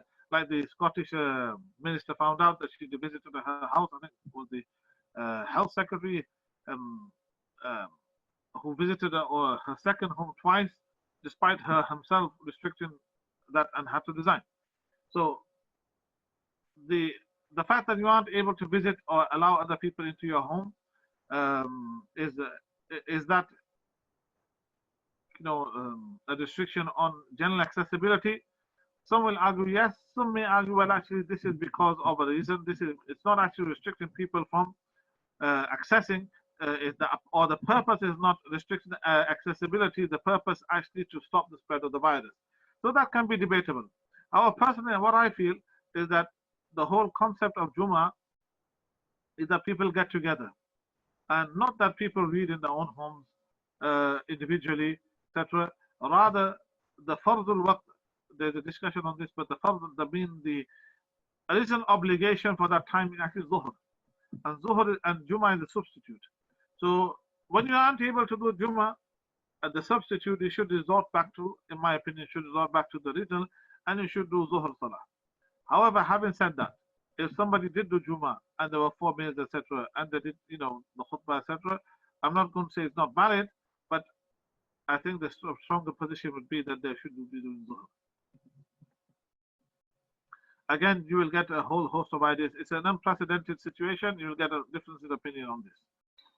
What about Virgil Jummah? Virgil Jummah being where one person on some kind of social medium, uh, I don't know, Facebook or streaming or Zoom or whatever, is doing the khutbah in one place while everybody in their homes doing their little congregation. Um, is that possible? For example, I've given here a limited few whether that few is 3 plus 1, 12 plus 1, 40 a quarter in different schools, pray with the Imam. They all pray together with the Imam, whilst the remaining join the prayer online through receivers, television, etc., from the home workplaces, home of the workplace, etc. Is that something that can be done? No. My opinion is, and the opinion of the Jumhur, the majority of the scholars, is that this is not permitted for those that are not present with the Imam.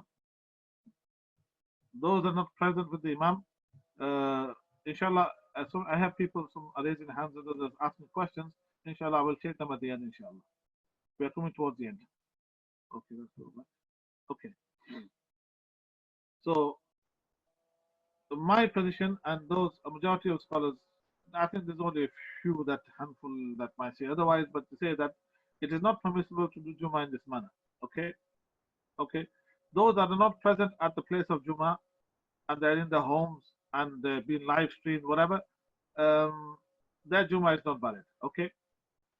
First reason is that Jummah itself is something that's tawqifi and ta'abbudi. It's something that, tawqifi and ta'abbudi is something that is established through proofs, and something that is only possible to do in a manner that it was revealed, it was given to us. Okay, so it's tawqifi, it's suspended on the proofs.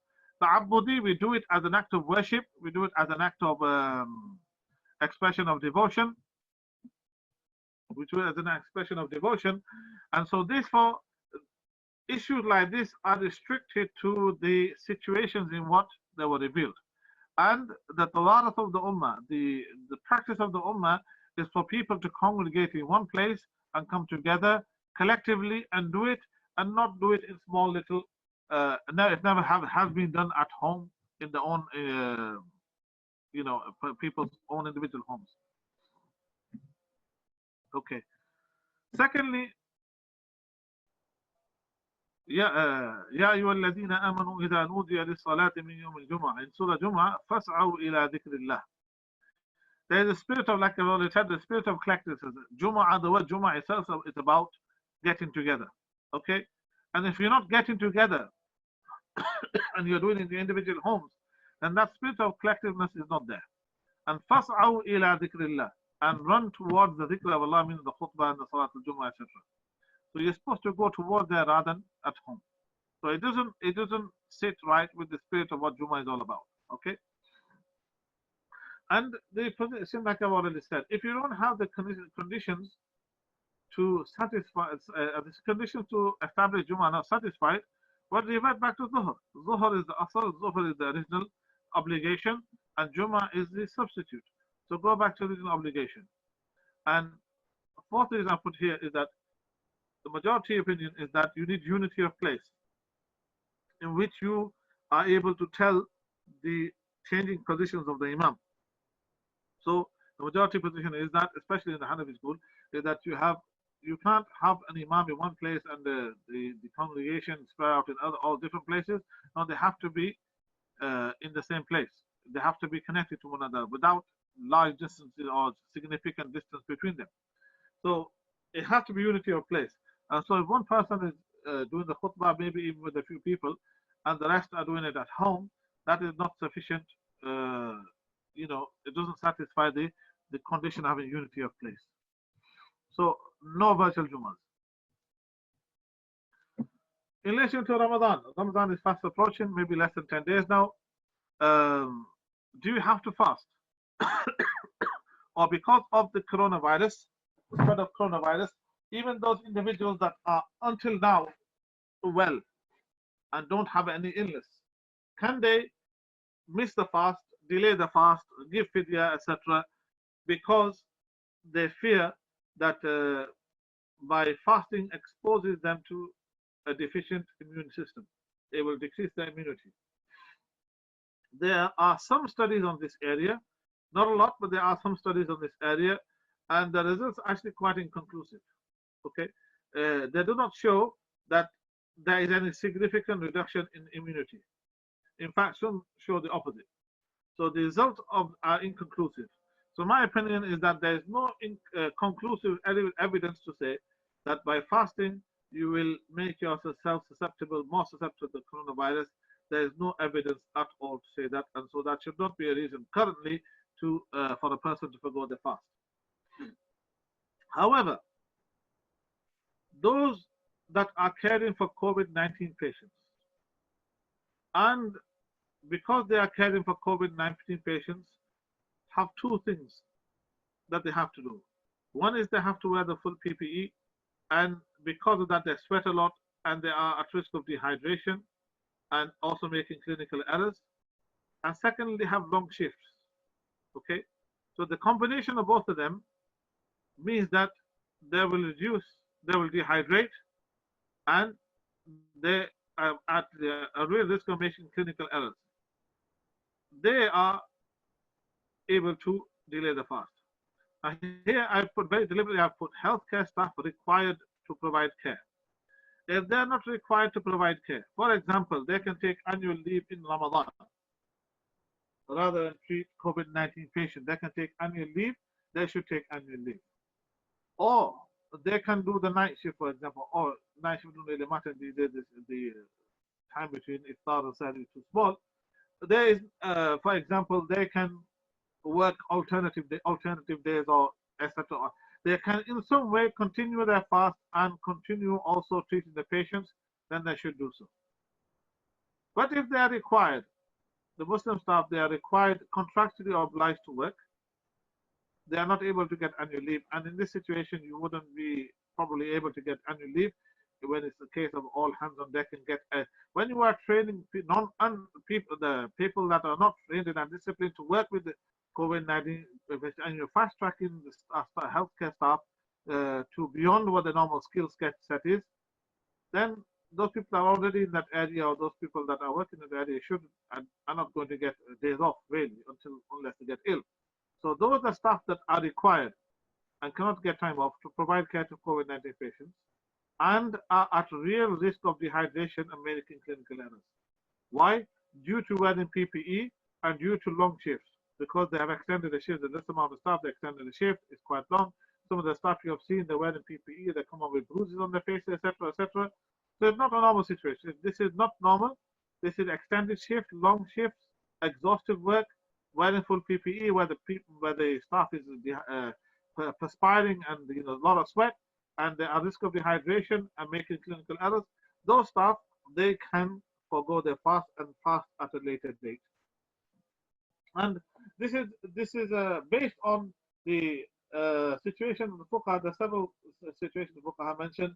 They mentioned, for example, a nurse looking. In fact, the example is there in the books of fiqh, in the Shami and in Fatawa Ibn Abidin's Rad al-Muhtar, of a nurse who's looking after the sick.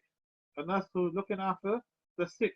If she fears that or he feels that by fasting it will compromise the care of the patients, the person can delay the fast. Someone wet nurse, somebody who's feeding the child, feeding milk to the child, whether it's the mother or it's somebody paid to do that, and they fear that by doing so it will harm themselves or the child, they can delay the fast. Those also you find mention of those contracted workers that are required to work and cannot and need, for example, need the money. They have no option but to work. If they don't work, they don't eat. Then those people also can delay the fast. So we have examples in our fiqh of where staff, people that are required to work and in challenging circumstances, they can delay the fast. However, this is very much a decision of the individual, because not everybody is the same. Some people might not sweat as much, somebody might be able to go more, etc., etc. It's very much down to the individual. However, in such an environment where you are treating patients with COVID-19, I have to wear the face mask, etc., a lot of perspiration, and you are at risk of making errors. In such situation, you can forgo the fast. Tarawih, how every year, alhamdulillah, the masajid tend to get full at the time of Ramadan, or fuller at the time of Ramadan for Tarawih.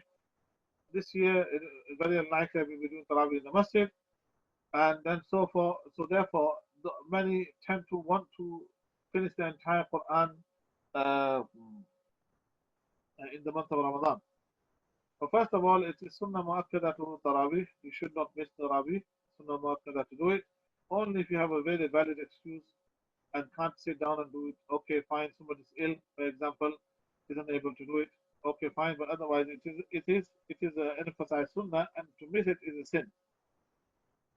However, it is also Sunnah to do the complete entire Quran in Tarawih, provided you can do it safely, provided you can do it properly. And if you can't do it properly, then you don't have to do that.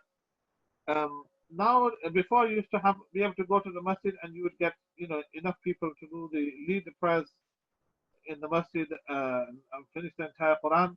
But now that you are going to do at home, many homes will not be able to read the entire Quran. Such people should do in their homes, and they should do for example, the last 10 surahs, or if they know more than the last 10 surahs, do more than the last 10 surahs, do other surahs as well, and bring life to the home as well. The masjid should not be reserved for our worship. Rasulullah sallallahu alaihi wasallam, his supererogatory prayer, nafal, he did at home. So our home should also experience. In fact, in the Maliki school, it is better to do Tarawih at home than it is in the masjid. So Tarawih can be done at home. You can do the full 20 rakat Tarawih, but you can just read less. You don't have to finish the entire Quran. However, some houses may have individuals that are hafiz of the Quran, but yet they are still children. They are still minor. Can a minor be an imam? Can a minor be an imam? This is a discussion and a reason, particularly more so in India and Pakistan. Now, the majority of opinion is that when it comes to fara'id,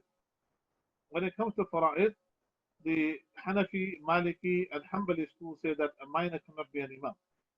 Okay, and the Shafi schools say that a minor can be imam even in Fard as well. Okay, and the Jumhur say, the majority say that Rasulullah sallallahu alaihi wasallam said, "Al-Imam al-Dhabin," that the imam is responsible. Now, when a child is a minor, his salah is nafal, and the salah of the people behind him is fard. And his salah is optional. It's even a nafal that, to the extent that even if he spoiled the salah, he didn't have to repeat it. Whereas if an adult had spoiled his salah, broken his salah, he would have to repeat it. So even his nafal is of a lighter category than that of an adult. Okay. Another evidence that you rufi al-qalam on salah, that the pen has been lifted from 3 people. I mean, they are not charged with, they're not mukallaf, they're not obligated, and so what they do doesn't have that significance. And so therefore a child whose salah is not of no significance but not mukallaf, therefore that person cannot be the imam and lead adults in prayer. Okay, what about nafal salah? The Maliki school and the Hanbali school join the Shafi school and say yes, they can, which includes Tarawih according to them. And they say, well, the Imam, he's doing nafal, and the Muqtadi, some people standing behind and they do nafal, they are the same. But the Hanafi school, they don't accept that, and they say that actually no, the nafal of the child is of a lesser grade than the nafal of an adult, in the sense that if a child breaks his salah, he doesn't have to repeat it, whereas if an adult breaks his salah, he has to repeat it. Now, Imam Shafi rahmatullah alayhi, he uses the incident of Amr ibn Salima radiallahu ta'ala anhu, whom Rasulullah sallallahu alayhi wa sallam said to them that the person who is most knowledgeable of the Quran amongst you, they should lead you in prayer. So when they went back, Amr ibn Salama, who's 7 years old, he was just happened to be the one that knew the most Quran. And so the people, they made him the Imam at 7 years old and stood behind him and led the Salah. However, Imam Malik rahmatullah alayhi, Imam Ibn Hanbal rahmatullah alayhi says that this was not with the knowledge of Rasulullah sallallahu alayhi wa sallam. Rasulullah sallallahu alayhi wa sallam simply said, the one who knows the most amongst you, he should lead you, meaning from the adults. But they, on their own ijtihad, was that he said the most, who knows the most, and this child knows the most, so let's, we should make him Imam. Imam Sarakhsi rahmatullah alayhi says that the salah of a child is not a salah in reality, whereas the salah of an adult is a salah in reality. Okay, So the salah of a Balagh adult, mature adult, is an actual salah, where the salah of a child is not an actual salah. So therefore, somebody who hasn't, whose salah is not actual, can they actually, they should not be able to leave somebody who is actually has actual salah. Okay. So that's the discussion, and like I said, in the Hanafi school particularly, the Mukhtar position is that a minor cannot lead um, Tarawih for adults. My position would be that this is, it is better. In fact, the correct position is this in the Hanafi school, but rather it is better than to read last 10 surahs yourself, or even Qul Huwallahu Ahad and Qul A'udhu bi Rabbil Falaq in all the Tarawih from beginning to end, rather than enter into waters that are disputed whether your salah is done or not. If you read it by yourself, Qul Huwallahu Ahad, Qul A'udhu bi Rabbil Falaq in every rakat, your salah will be done, but not but the dispute as to whether it's done by led by a minor. Itikaf at home. Can itikaf be done at home? The Jumhur say, because we won't be able to do it in the masjid, or maybe one person, imam, they get the imam to do it in the masjid as the essential worker for the masjid. But can anybody who normally would sit for itikaf, can they do it at home? No. The itikaf is done only in the masjid. Itikaf specifically for males is done only in the masjid, and that is agreed upon across the schools, generally. Okay. Then that raises the issue about women doing itikaf at home. The majority opinion is that the itikaf of women has to be in their home, has to be in the masjid also. Itikaf of women is only valid in the masjid.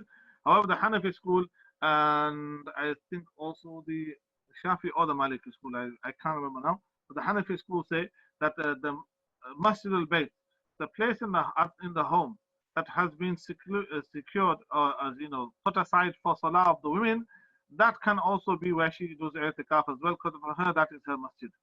And where Allah subhanahu wa ta'ala discusses in the Holy Quran, He says, وَأَنْتُمْ عَاكِفُونَ فِي الْمَسَاجِدِ. وَأَنْتُمْ is a pronoun for males, not for females. وَأَنْتُمْ عَاكِفُونَ فِي الْمَسَاجِدِ.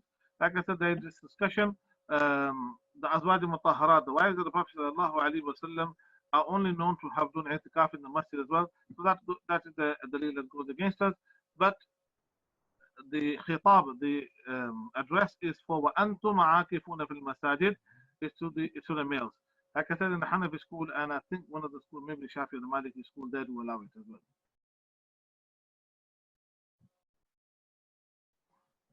Okay, in the UK, the government has put some schemes to try and protect and give some sort of protect the businesses, from going from going bust. And so one of the things that they have suggested is business interruption loan scheme. What is this? That small to medium-sized businesses, which an annual turnover of up to 45 million, they are able to access various things: loans, overdrafts, invoice finance, asset finance, up to £5 million for up to 6 years. So this is what they're offering: £5 million up to 6 years, but at low interest. Okay. This, according to my understanding, does incur interest from the first day. However, the government undertakes to pay the interest for the first 12 months. So the borrower will not be required to pay anything up front, or will not incur any interest payments for the first 12 months. That will be paid by the government. Okay.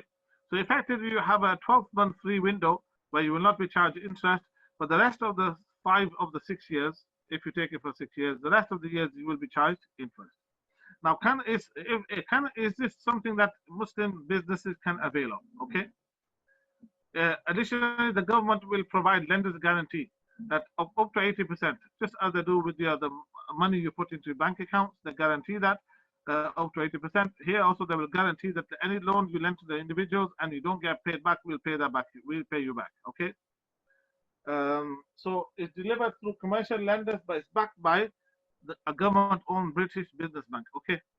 Now, can this be used by Muslims? Can this be availed of by Muslims? Well, first of all, this is, even though there is a delay in paying interest, or you have a free window of 12 months of no interest, After 12 months, there is interest. Okay. So the contract, the whole package does actually contain an element of interest, a payment of interest, an agreement to pay interest. And so therefore, the starting point is that this is not permissible. However, if you have a business that will suffer intolerably, it may even fold, okay, and needs this to survive, or to function in any reasonable way, then there's a possibility then of being, and has no access to no other funds, has no access to halal funds, and the only available funds for them is that this business interruption loan scheme.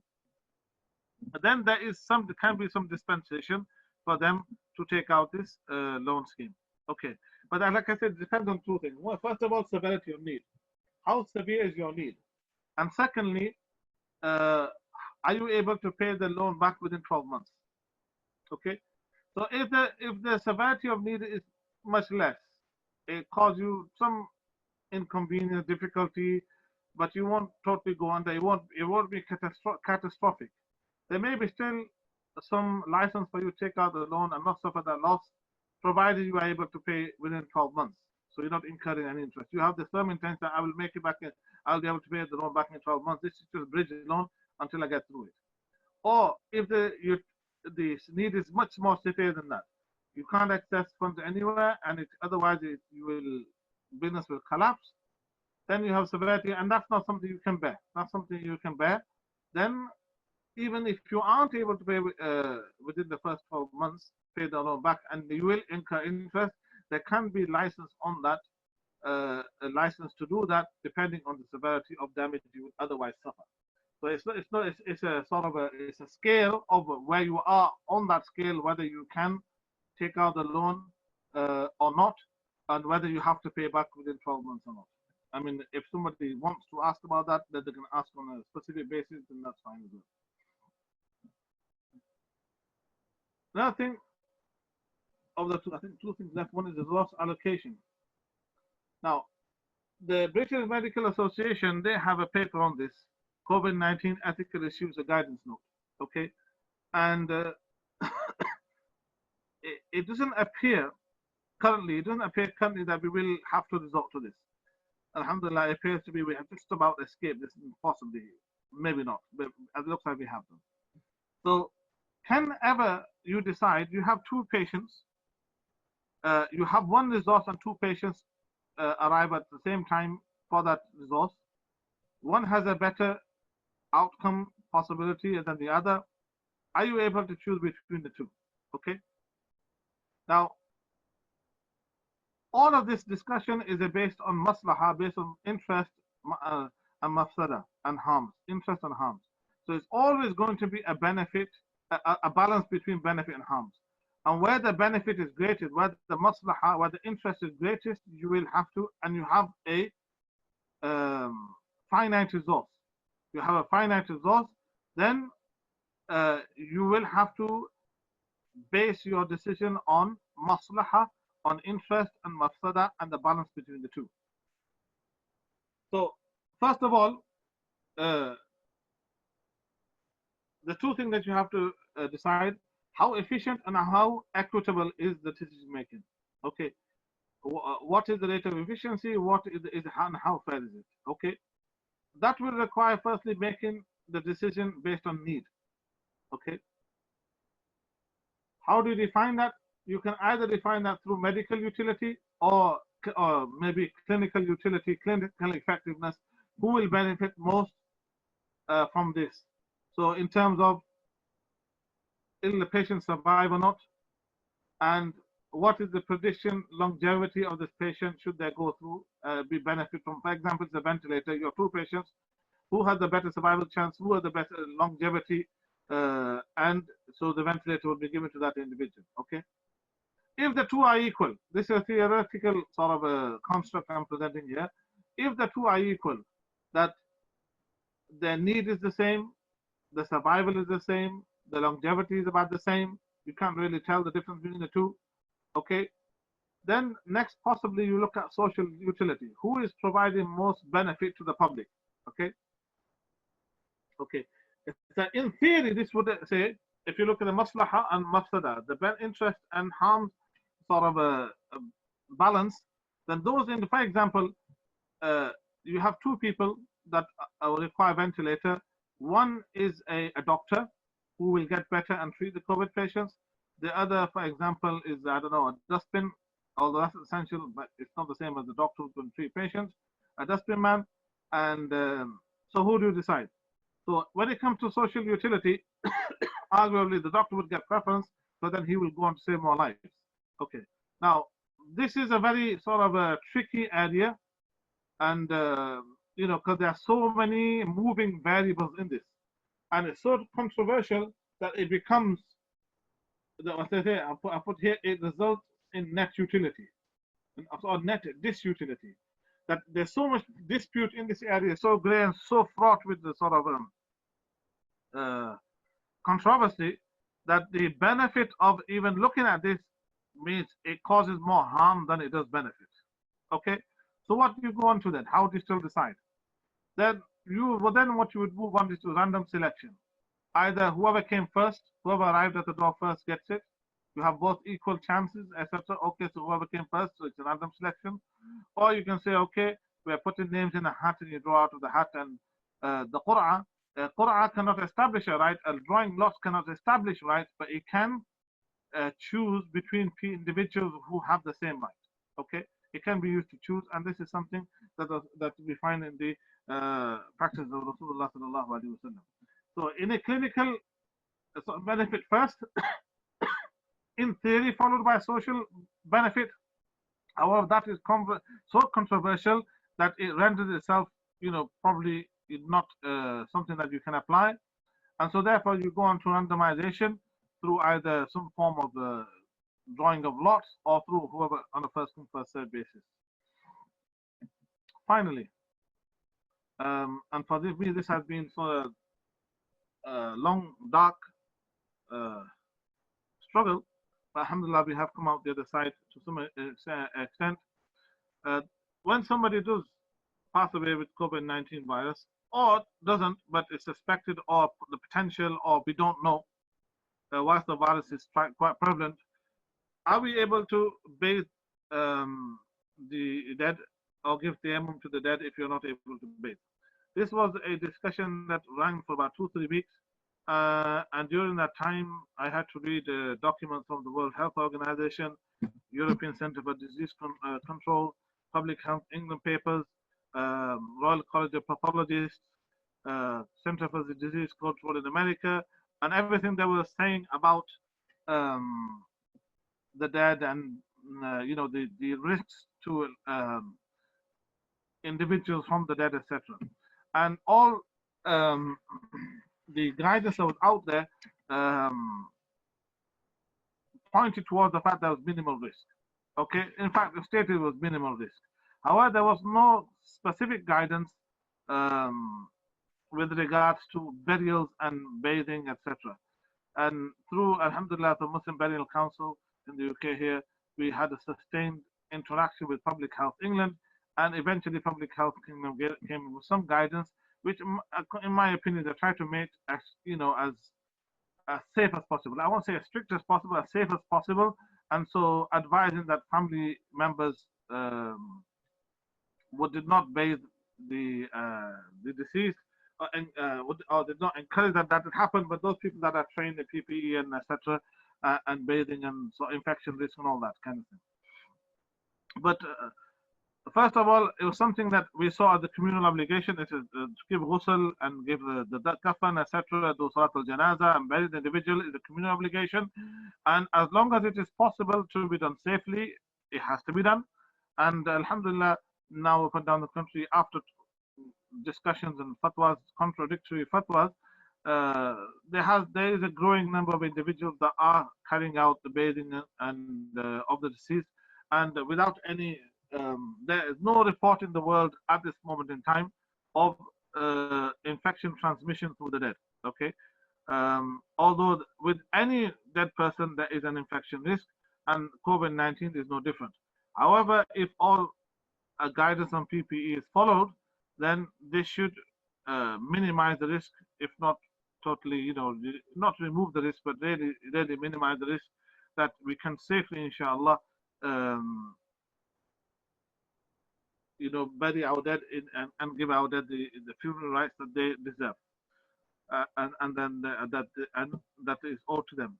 Alhamdulillah, last weekend we were able to train 62 individual volunteers who will perform the bathing and ghusl and kafan in Bradford at two separate sites belonging to funeral directors. So if the site is okay, and with all the PPE, we gave training on how to do the ghusl, how to do the kafan, how to don PPE, how to doff PPE, confidentiality as well issue as well, with the disclaimer as well.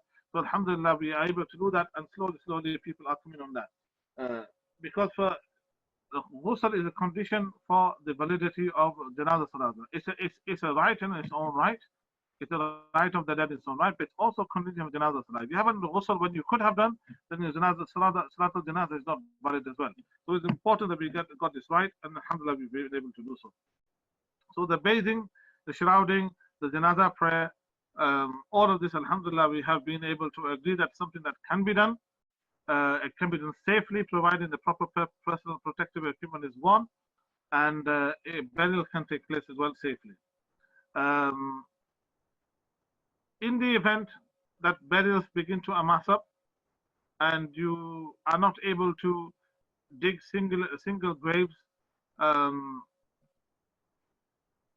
there is a precedence in the from the time of the Prophet sallallahu alaihi wasallam, the time of Battle of Uhud, and after that as well, and in the books of fiqh, that when needed, does allow multiple and mass burials. And pandemics, etc., is one example. When the people burying the dead are tired, etc., that is also another example. Etc. When bodies are piling up, these are all examples when it can be done. So mass burial is something that my understanding is that it has happened at least once in the Eternal Gardens in London, in the UK. Although maybe may not need to have happened as yet, I don't know, I'm not aware.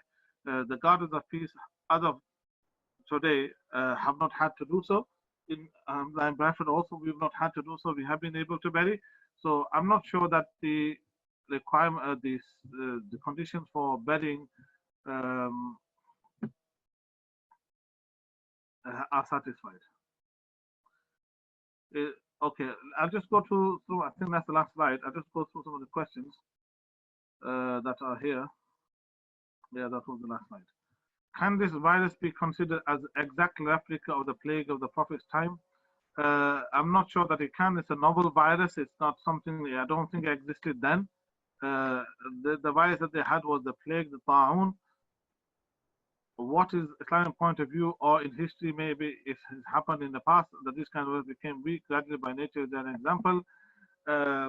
There are examples of this in Islamic history of this virus, of not this virus, but plagues happening and viruses spreading. At time of Muhammad radiallahu ta'ala anhu, and later as well. The many Sahaba that died in the virus, Mu'adh ibn Jabal radiallahu ta'ala anhu, many Sahaba they have died in plagues, etc. There are also examples later on where in Misr or in Egypt, etc., in these areas that the 1,000 people are dying a day. There have been examples of this. There have been examples where the masjids have been closed, and even in time of Sahaba, where they've been told to go into the mountains, etc. And by going into the mountains, but naturally the masjids are closed, etc. Again, they were practicing social. There are some examples of that.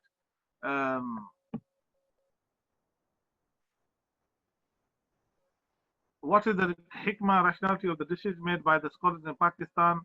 Um, Personally, I'm not over there. I think there are several considerations over there. I think some of it may be appreciation of the virus, of how the virus spreads is part of it.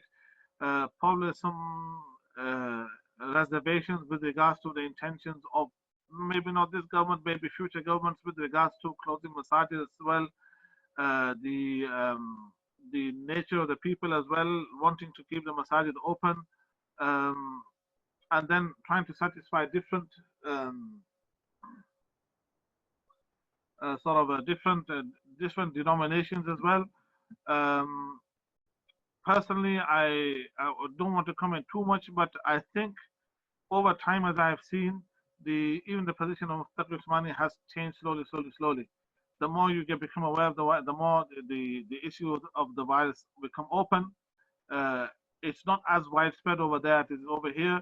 There are certain other places that remain open, and so why can the masjid not be stay open whilst retaining sort of the social distancing? These are the kind of questions that are being asked. Um, Mentioned the incident of a lady who said, "Do tawakkal on Allah." What kind of belief you have? When Muslim replied, "In some way you have to take asbab, tie the camera. I need to know which level of extent we follow. Asbab, for the person going to market, taking gloves, mask, keep a distance enough. Okay, or we need to come back to exchange clothes, wash the items, then it's possible." Okay. First, in all honesty, I don't think the science is there to when you go out to the supermarket to wear masks and gloves, etc. Because in fact, even when if you go to hospitals, the practice in hospital, even on a normal basis, is that you between patients you change gloves and you wash your hands, okay, and you wear short sleeves to enable washing of your hands. So the secret to this is actually not wearing gloves and masks; it's actually washing your hands. Because when you wear gloves on your hand, all you are doing is replacing the skin with the glove. So if you get the virus on the glove, it might not go on your hand, but it doesn't stop it from you spreading the virus to other items. For example, in fact, it may even give you a false sense of security that I've got gloves and I can do what I want. No, the idea of the gloves is that so you don't carry it on your hands, but if you are then touching other items, then that will pass the virus on to other items. My view is that is it better not to wear gloves outside and then ensure that you wash your hands. Because if you wear gloves and then touch your nose, you still have the possibility of catching the virus. When it says how far do we go? How far do we go? How long is the piece of string? I think whatever is reasonable, and that probably will depend on how widespread the virus is. So the question is, do we wash with our phones, etc., etc.? I think it's not a black and white issue. There will be gray areas, and a lot will depend on how widespread the virus is. If the widespread it's not very widespread where you are, then I imagine the requirements to practice sort of social distancing or practice washing of the hands, etc., will be much less than when it is widespread. Also, please could you kindly provide a contextual explanation of Ibn Am? Ibn Am is because the whole idea behind Juma is that people come together. Juma means actually come together collectively. So if you are restricting the ability of people to come to the Salatul Juma, then the very foundation of what you are doing has has been destroyed. It's supposed to be a collective salah, and you are doing is restricting people from that collective salah, and so therefore it's not permissible. However, if you have to do it for reasons of security, and one example the people give is of a qil'a, of a fortress, where you are restricting the enemy from outside from coming inside the fortress, or in modern times you have a jail or you have a university, etc., that restricts out people coming from outside for security reasons. That's not restricting people of Jummah, that is ensuring that you are secure. So for these kind of things, there can be some flexibility. Example of contracted workers. Okay, contracted workers can be anyone who is bound by contract, and for them to work is essential. Okay, otherwise they don't eat. So this is what the fuqaha have discussed, is that where they are required by contract to work, and they cannot get out of that. They cannot take a holiday. They cannot take a break, etc. That will, in our contract, it would include all those contracted workers that are otherwise known as essential workers, and they have to work. They are required to go to work.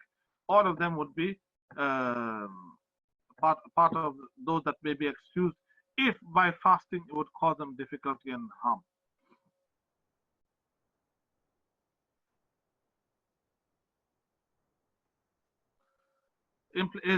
In some countries, for example, Sri Lanka is being made compulsory to cremate. Um, is it permissible to cremate and then say Salatul Janazah?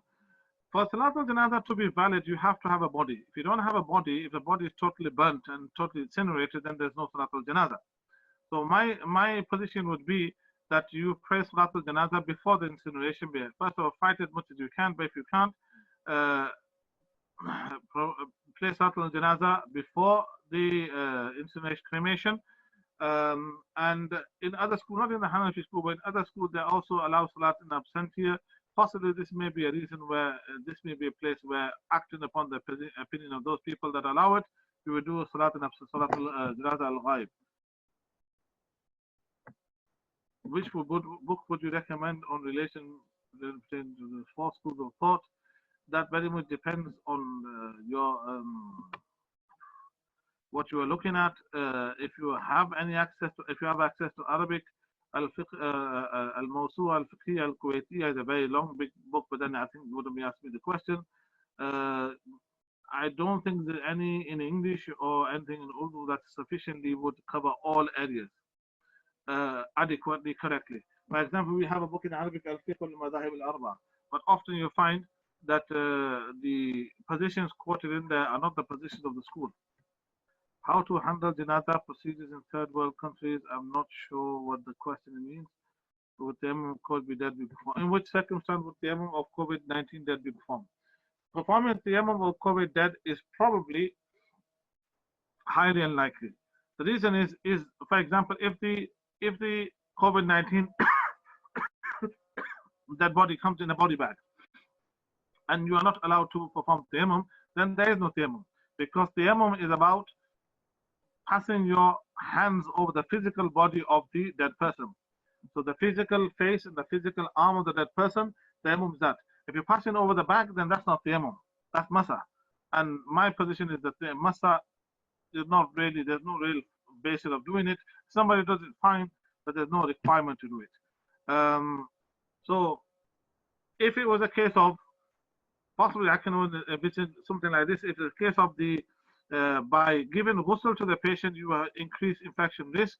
But if you were to open the bag and just pass your hands, or you weren't allowed to give ghusl because of the infection risk, but if you open, or because of the law of the country, but if you were to open the bag and just pass your hands over the face, with gloved hands obviously, over the face and over the arms of the deceased to perform a tayammum, that possibly could be a situation.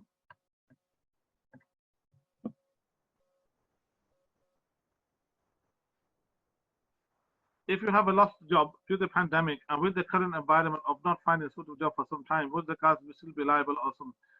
Zakat liability all depends on your current assets, current net assets, not whether how much you are earning or how much you will earn. Okay, so if your net assets that you have in terms of gold, silver, money, debts owed to you, or certain things that you might sell, buy and sell, these things that reach the value of nisab, and it's time for you to give zakat, and the 1 year has passed on your nisab, then you will have to give zakat.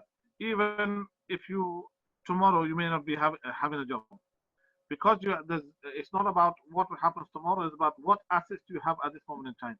If at this moment in time you reach the zakat nisab, then you will have to give zakat.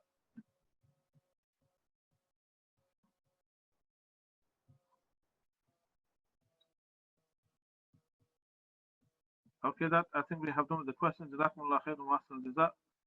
Oh, how come verify the meats we buy is halal, especially now that halal slaughtermen are also COVID-19? Okay. I'm not sure which country you are from, but first of all, if you are from the UK, I would say just buy. You try to buy HMC slaughtered meat. If you don't have access to HMC slaughtered meat, I will say you try to discuss. Try. Okay. And halal slaughtermen are also COVID. Meaning, if the question is that they may be infected, quite possibly. I would imagine those that are infected wouldn't be going, hopefully wouldn't be going to work. And I can't imagine they would be unless they don't know about it. And maybe then cooking the meat may actually, I don't know, maybe the cooking the meat will actually kill off the bacteria. It is not,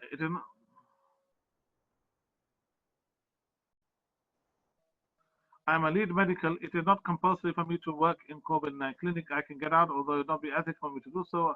Our guidelines advise to have no bed or etc. Do I simply get out of doing the job? Okay. If you are if you are able to not to do so, uh, otherwise to do so would require. If, for example, if they're able to provide you with a hood, if they're able to provide you with a hood and not the what's it called, not require you to shave your beard, then you should work and use a hood. If they're not able to provide you with a hood, and you can, take time off, if you can, then uh, possibly that would be the correct thing to do.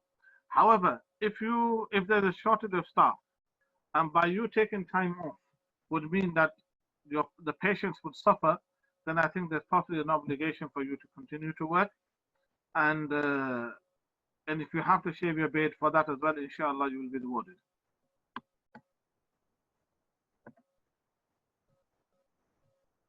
Islamic Sharia setting, will there be a had for one who exposes others to the virus due to carelessness? No, I don't think. There might be ta'zir. There might be ta'zir, will be a discretionary punishment from the imam, but there won't be a had. There won't be a had. Had has to be absolutely without it. Can we get infected from meat or poultry COVID-19? I have no idea. It's not something I've looked at. Uh, um, that's why I said possibly if you cook the meat, maybe you get a little bacteria. I don't know. That will have to somebody who's specialist in food. I can ask the question. Inshallah. I don't have any answers on that. I've not read anything on that.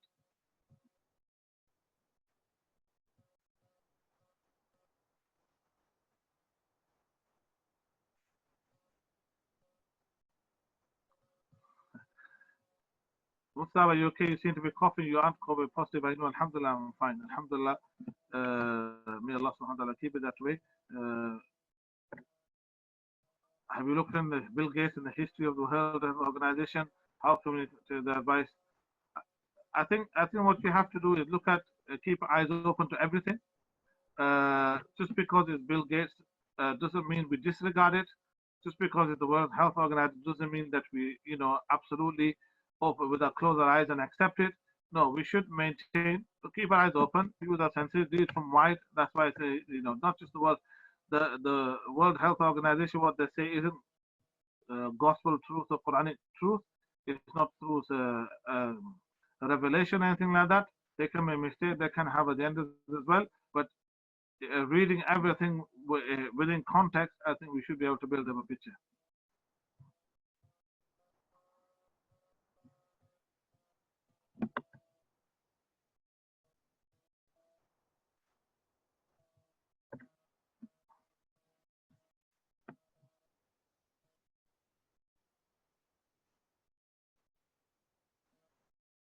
I am a locum doctor, can pick and choose if and when I work. Is it wrong for me to work? I think when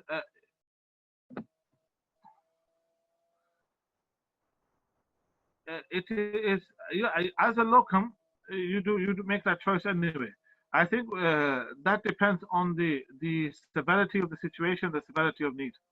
If it comes to a need, if it comes to a situation where uh, the likes of your services are needed, and there are many that are able to provide that service, then the responsibility to provide that service will be shared equally. If all of you abstain, then yes, possibly there will be a sin where you could help and you hadn't done so, and and like I said, looking after the sick is an obligation as well, communally as well as within our means. If we have the means to do so, then to uh, not discharge our duty in that regard, I think would be sensible collectively. But if you have others all coming forward, then it's not a black and white issue, but it's possible that you could not work, and it's possible that you maybe Islamic require to work if you were the only person left that so it's not a yes or no answer. It's there's probably a scale here, and sometimes it'll be a gray area, and sometimes it's black and white.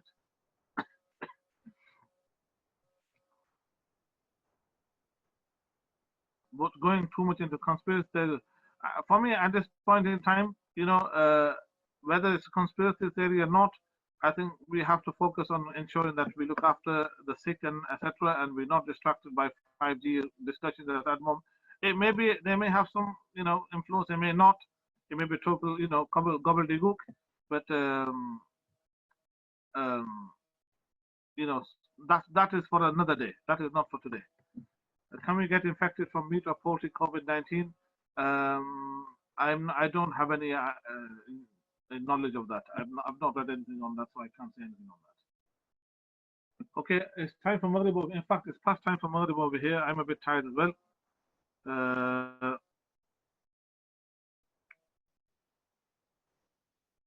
Washing soap with wudu, face with soap during wudu. Yeah, it's a good idea. Why not? Inshallah, I'm going to take my leave. Jazakumullah khair wa ahsan for joining us. May Allah subhanahu wa ta'ala accept this session. Anything I've said that is off, that's not right. May Allah subhanahu wa ta'ala forgive me. And may Allah subhanahu wa ta'ala make it a means of our deliverance in the hereafter. Assalamu alaikum wa rahmatullahi wa barakatuh.